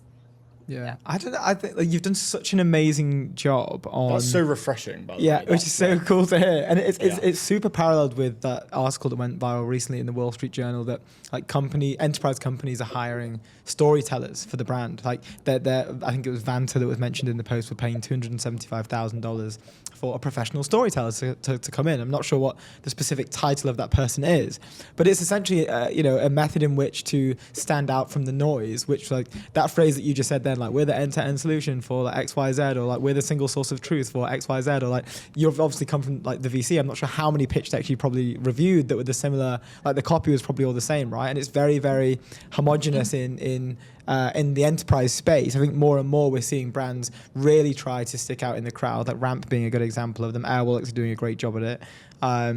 Like Lovable is probably another good example with like the hackathons, like $1 million prizes and all this kind of new age like marketing strategies. But it's a general shift away from this sort of like traditional way of marketing a company, right? And like I think that your no BS brand, like that as a quote in itself, is a really good sort of like, it kind of encapsulates this whole transition really well. I'd say do more of it. Don't dumb it down. Yeah, absolutely. I mean, and venture was a great playground for me to cut my teeth on that. I mean, I think my personal brand in venture was, I'm making rich men richer is how I described it. We have that down in your LinkedIn bio, which we found hilarious. Yeah. Because everybody's like, I'm investing in paradigm leaders in order to like back the visionaries of tomorrow, and I'm like, hey, I'm making returns for my LPs. Nice to meet you. Like, I hope and then it makes the conversation with founders so different, because it's not like your ideas and visionaries. I'm like, hey, genuinely, you can probably make a lot of money on this, and it's a great business, but like, I can't probably make enough returns for my 150 million fund, and so cut through the bullshit kind of a thing. Sorry. That's so good. No, it's so good. I love it. And like it seems like it's found its way into the heart of Aikido's brand as well. Like that no BS stuff. It's like you just really know what you want, and therefore you. Well, it's like I always feel like the trust is eroded when you kind of feel like maybe the opposite side is holding something back, and it doesn't have to be something bad. It could be something, I don't know. If there's a sense of like something's, all the cards aren't on the table in a weird way, then I feel like the guardrails will usually be up. But I think this no BS sort of strategy is. I mean, like it's make like I want to get like I'm making. I think the quote is.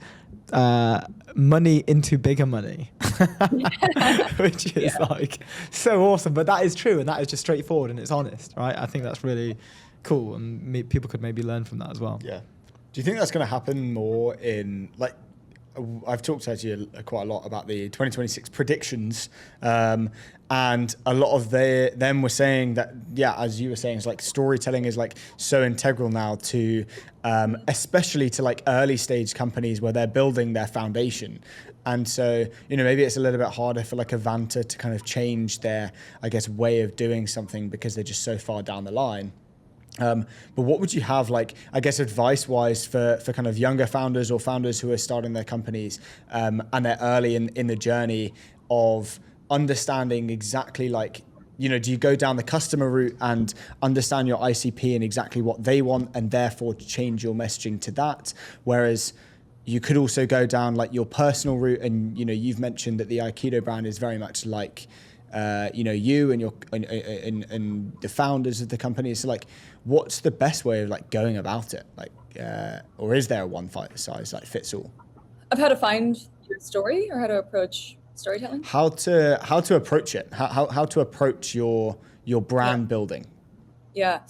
This is a question I get a lot, and it almost feels like like is the brand in the room with us now? It's like this sort of elusive, intangible thing. Or people are like, I don't have a story. And I'm like, then why did you start a company?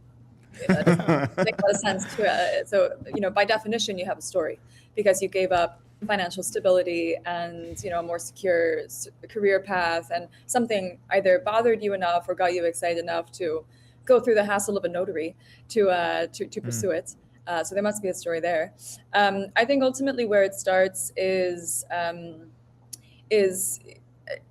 looking at the wider shift of it's never been easier to build. So it's never been easier to be the same as everybody else. I mean, you can, when you go on a website, you're like, this is vibe coded. And like, I got to get rid of the color purple because that's also just become the color of like, this is, anybody can build this. And so in a world where anybody can build anything, you need to be so incredibly sharp as to why what you're building is different. And if I can, within, 1 weekend with a lot of coffee and maybe some other things, build exactly what your software does, what affinity do I have towards yours over what I'm going to build myself, or yours towards your, exact replica of a competitor? It needs to be a sharper value proposition. It needs to speak to me more as a user and as a customer. And I think you start by remembering that, like, one, if you've started a company, you already have a story. You don't have to like falsify one or, go on a big long walk without your cell phone for 4 days in order to like find your epiphany. And it can be as simple as like, hey, like security really pissed me off. And like, I just wanted to build fun features and I really didn't like that as a CTO, I was responsible. Like, that's all. It's not very visionary. It's like, hey, we should probably fix this. And two, that the people that you are selling to are not budgets. The budget, like if you're selling to a budget, then it's like, end-to-end purpose-built platform for blah, blah, blah, blah, blah. Ultimately, the people behind those budgets are people. And so, yeah, absolutely. Who are they? What do they watch? What do they love? There's security is unique, but I think every industry is, when you know it well enough, that has a very particular subcultures and multiple subcultures. There's a lore, there's a backstory. There's a lot of people that love metal music, for example. There's like a few like movies and books, like the love of the Matrix, or the cult of the dead cow, or the anarchist cookbook. I have no idea what these things are, but you come to speak to them and they're like, these are these really, foundational parts of the industry. Or for devs, it's just like, I just don't want to do this. And so one, you already have a story. So just what is it? Even if it feels really banal and really simple, just repeat that ad nauseum and keep your brand as close to possible to who you are and how you actually speak. And two, people are people, speak to them as such. And build a company for the people who are going to use your software or be the customers of your company, and not just for the budgets. And that's really it. There's not too much of a magic formula. Just be different. Otherwise, you will die. That point you mentioned. Sorry to cut you off there, but that point you mentioned there was like the not like the cult-like stuff, but like the kind of the memes within the cult-like followings, right? Like the you only know it because you're in that type of stuff. Like I think that we're starting to see a lot more enterprise companies like compete for that narrative or try to get in front of their customers in different ways, or this sort of like attention-grabbing economy that we're in at the moment. And it's like your point is so interesting, because it does seem to me that the ones who are winning are the ones who are doing that well. So like Ramp's one, where they had the guy from The Office, what's his name? Kevin from The Office, in a booth, like doing like these like receipts, like these personal like corporate like receipt sort of management tasks. And that was really funny because like, I mean, The Office isn't like a niche thing, but people knew that they probably took effort into making sure that was like parallel to their business, and it worked quite well, and it was a good storytelling thing, and it was like sort of like guerrilla marketing, right? It wasn't like traditional let's launch an ABM campaign at these people, right? It was very different. And I love that, like, yeah, I think you've nailed it there with what you're saying. It's like, again, I'm just seeing how all this is tied together with like the pitch deck and the memes and the no BS stuff. It's really cool. I have one more question to ask in terms of like you and your background, and I guess like how this is working together, and then another one on your role as well as like Chief Growth Officer. Straight off the bat, like what is Chief Growth Officer? What does that mean for like enterprise companies today, and like how does that tie into what the company is doing today and like the future of the company as well? I have no idea what Chief Growth Officer means, and when I do, I'll let you know. I don't think we're too title-minded. Like, I'm good at growth. I'm good at marketing. I'm good at being seen and heard and getting Aikido seen and heard on the global stage. That's what I do with Aikido. I work with an amazing team. We're 190 people strong. Our sales team and engineering team would be, the largest, and then our marketing and growth team, which is pretty much a conjoined team. We're a marketing-led company. So it's, build pipeline, get seen, create that promise to customers, deliver that personality, build those relationships. And then if I were to say it in a less fluffy way, it's build pipeline and be known. Yeah. Sick. That's and do it awesome. In any way that you can, I guess, which is cool. Yeah, by any means necessary, pipeline. Indeed. I like that. That is like the motto of the Chief Growth Officer. What was the thesis behind going from venture to, to being in a startup? What was that? To cybersecurity of all places. I was the first investor Aikido pitched to way back when.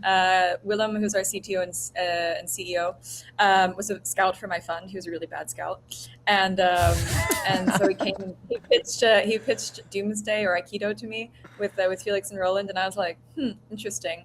And I was actually going to join them initially, so way before incorporation. But at that point, I was like, what about my career ladder in venture? And I just made some big steps up. So I was like, no. And I kind of regretted it. And then maybe like exactly a year went by after I said no to kind of joining on the founding team. And I was like, fuck, I should have done that. And I quit. I just quit my job in venture because I was like, I cannot stand a single day more of caring about what other people are doing. I really can't.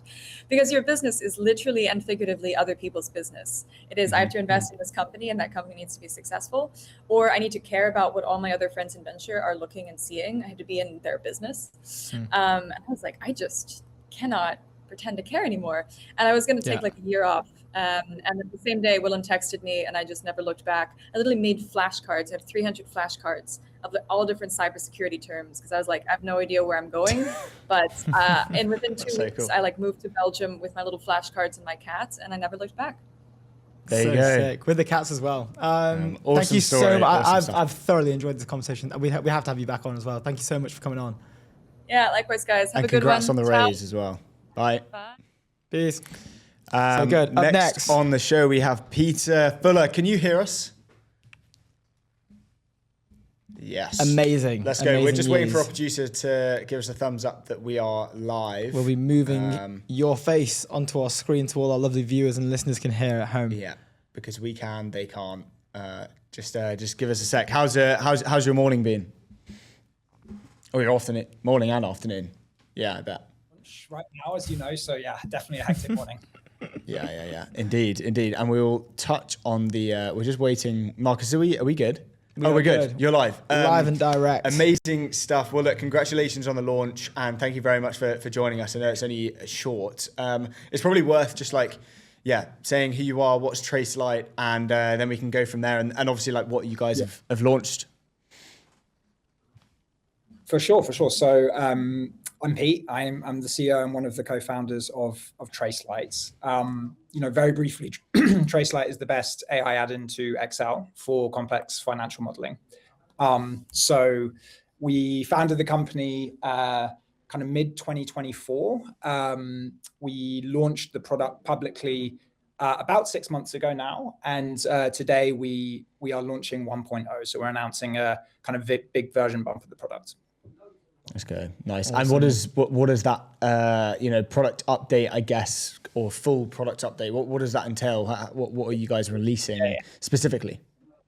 Yeah, totally. So primarily our users are consultants and bankers and investors, people building big, nasty, complex financial models, right? And they use, you can think of Tracelight a little bit like Cursor in Excel, right? So they will prompt Tracelight in natural language, and Tracelight will go build their financial models for them.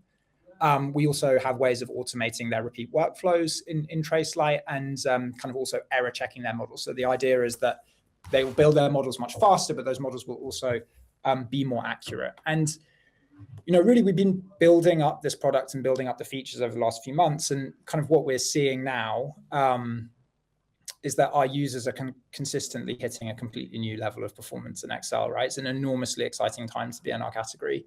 And, this is not really a product for the early adopters anymore. This is actually now a product for the mainstream. And so all of this is why we decided to go 1.0 today. So cool.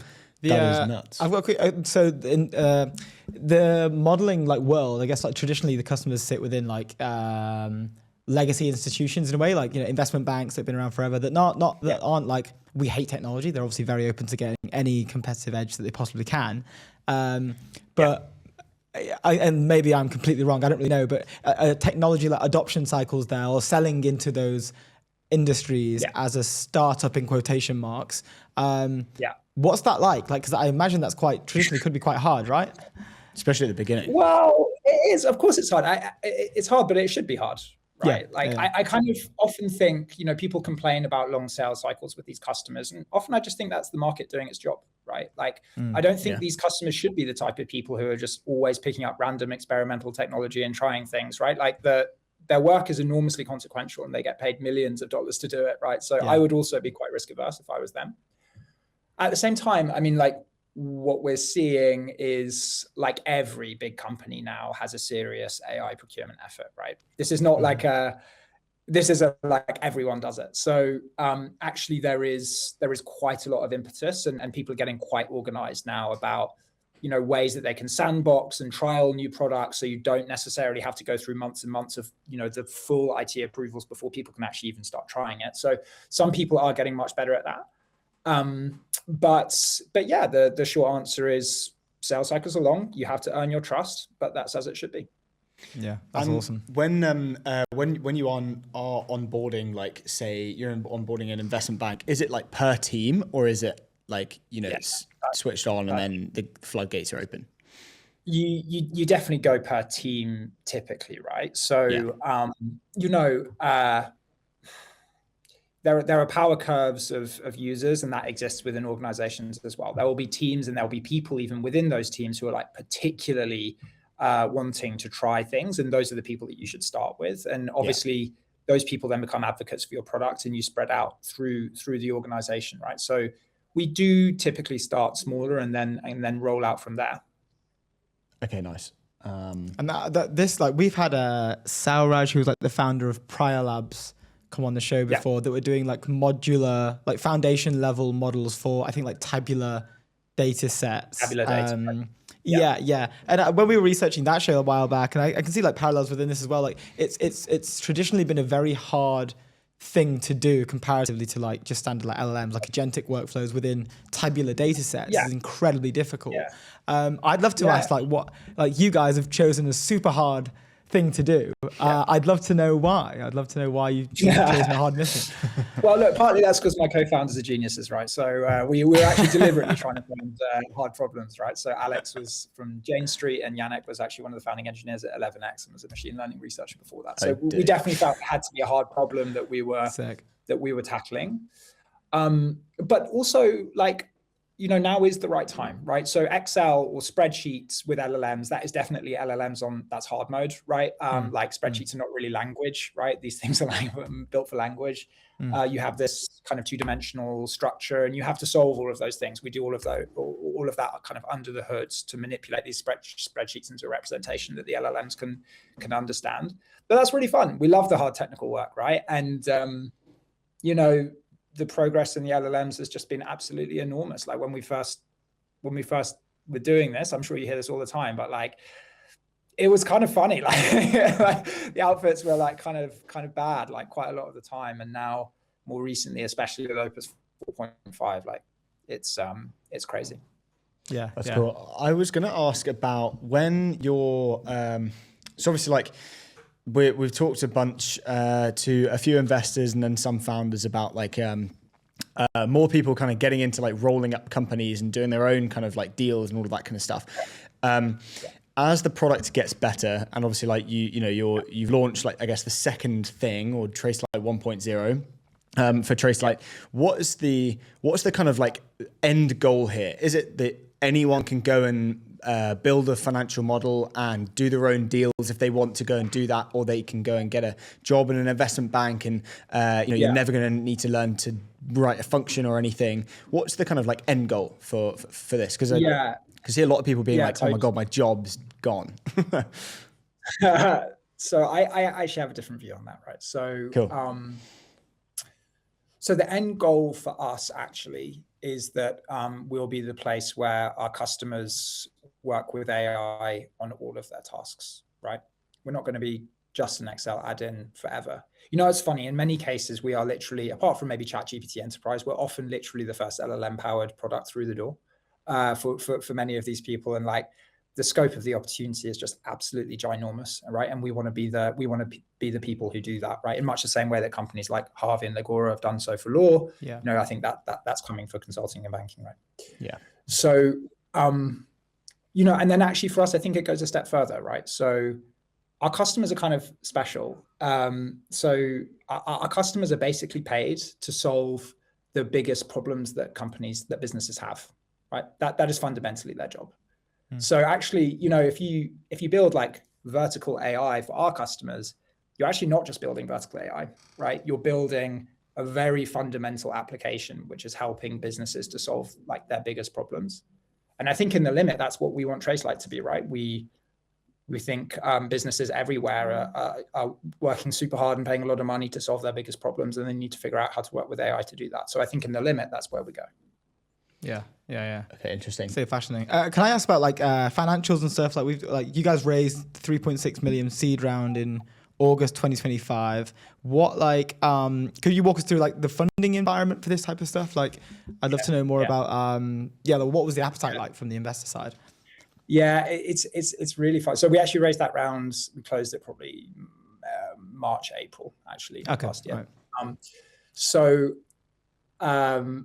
That's also really changed, right? It's funny. I had to spend a lot of time convincing people that like AI in Excel was going to be a thing, right? And people couldn't get past it. They're like, you're an add-in to Excel. You can't be a big deal. And I'm like, no, seriously, it's a big deal. Like, just like this add-in is actually doing the work. It's categorically different from all of the add-ins that have come before. And people like, some people are convinced, other people are not.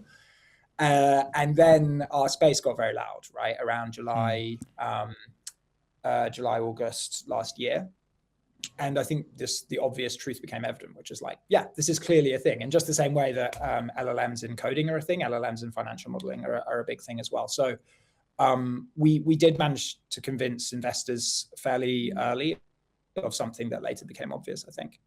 Yeah. Okay, nice. Yeah. And obviously, like, we're beginning of 2026. You've just released this new, big product update. What are the plans for the rest of the year? Obviously, like, rolling this out to more and more management consultancy firms, investment banks, whatever, and then on and on. What's the kind of main goal for the year? Yeah. So our goal is to become the vendor of choice in our category for the biggest institutional customers in our space, right? That's how we win the space. And like, we have made very, very significant strides there already. We're already working with a substantial fraction of, like, for example, the largest management consultancies in the world. There is a big difference between having getting in with one team or one practice in one geography with those customers and becoming the global vendor to those customers. And a lot of that is about partnership. So we actually do have a somewhat forward deployed motion in the company, right? We send engineers, we send go-to-market people into the offices of our customers. We build out their specific workflows in Tracelight. We onboard them manually, we train them, right? This is about transformation as well as just software. So that's going to be a huge focus for us this year, right? We're just super excited to kind of partner with our customers on that. Hell yeah. Yeah, that's awesome. cool. That's so cool. Just coming to time, is there anywhere we can send people? Like, what's the shill for the day? We know you've just launched. Like, where can we send our listeners and viewers? Go to my LinkedIn, go to my Twitter, comment, like. We're also giving away a 3 month of pro tier membership of the product, so you can get that there. Awesome. My protein membership, you say?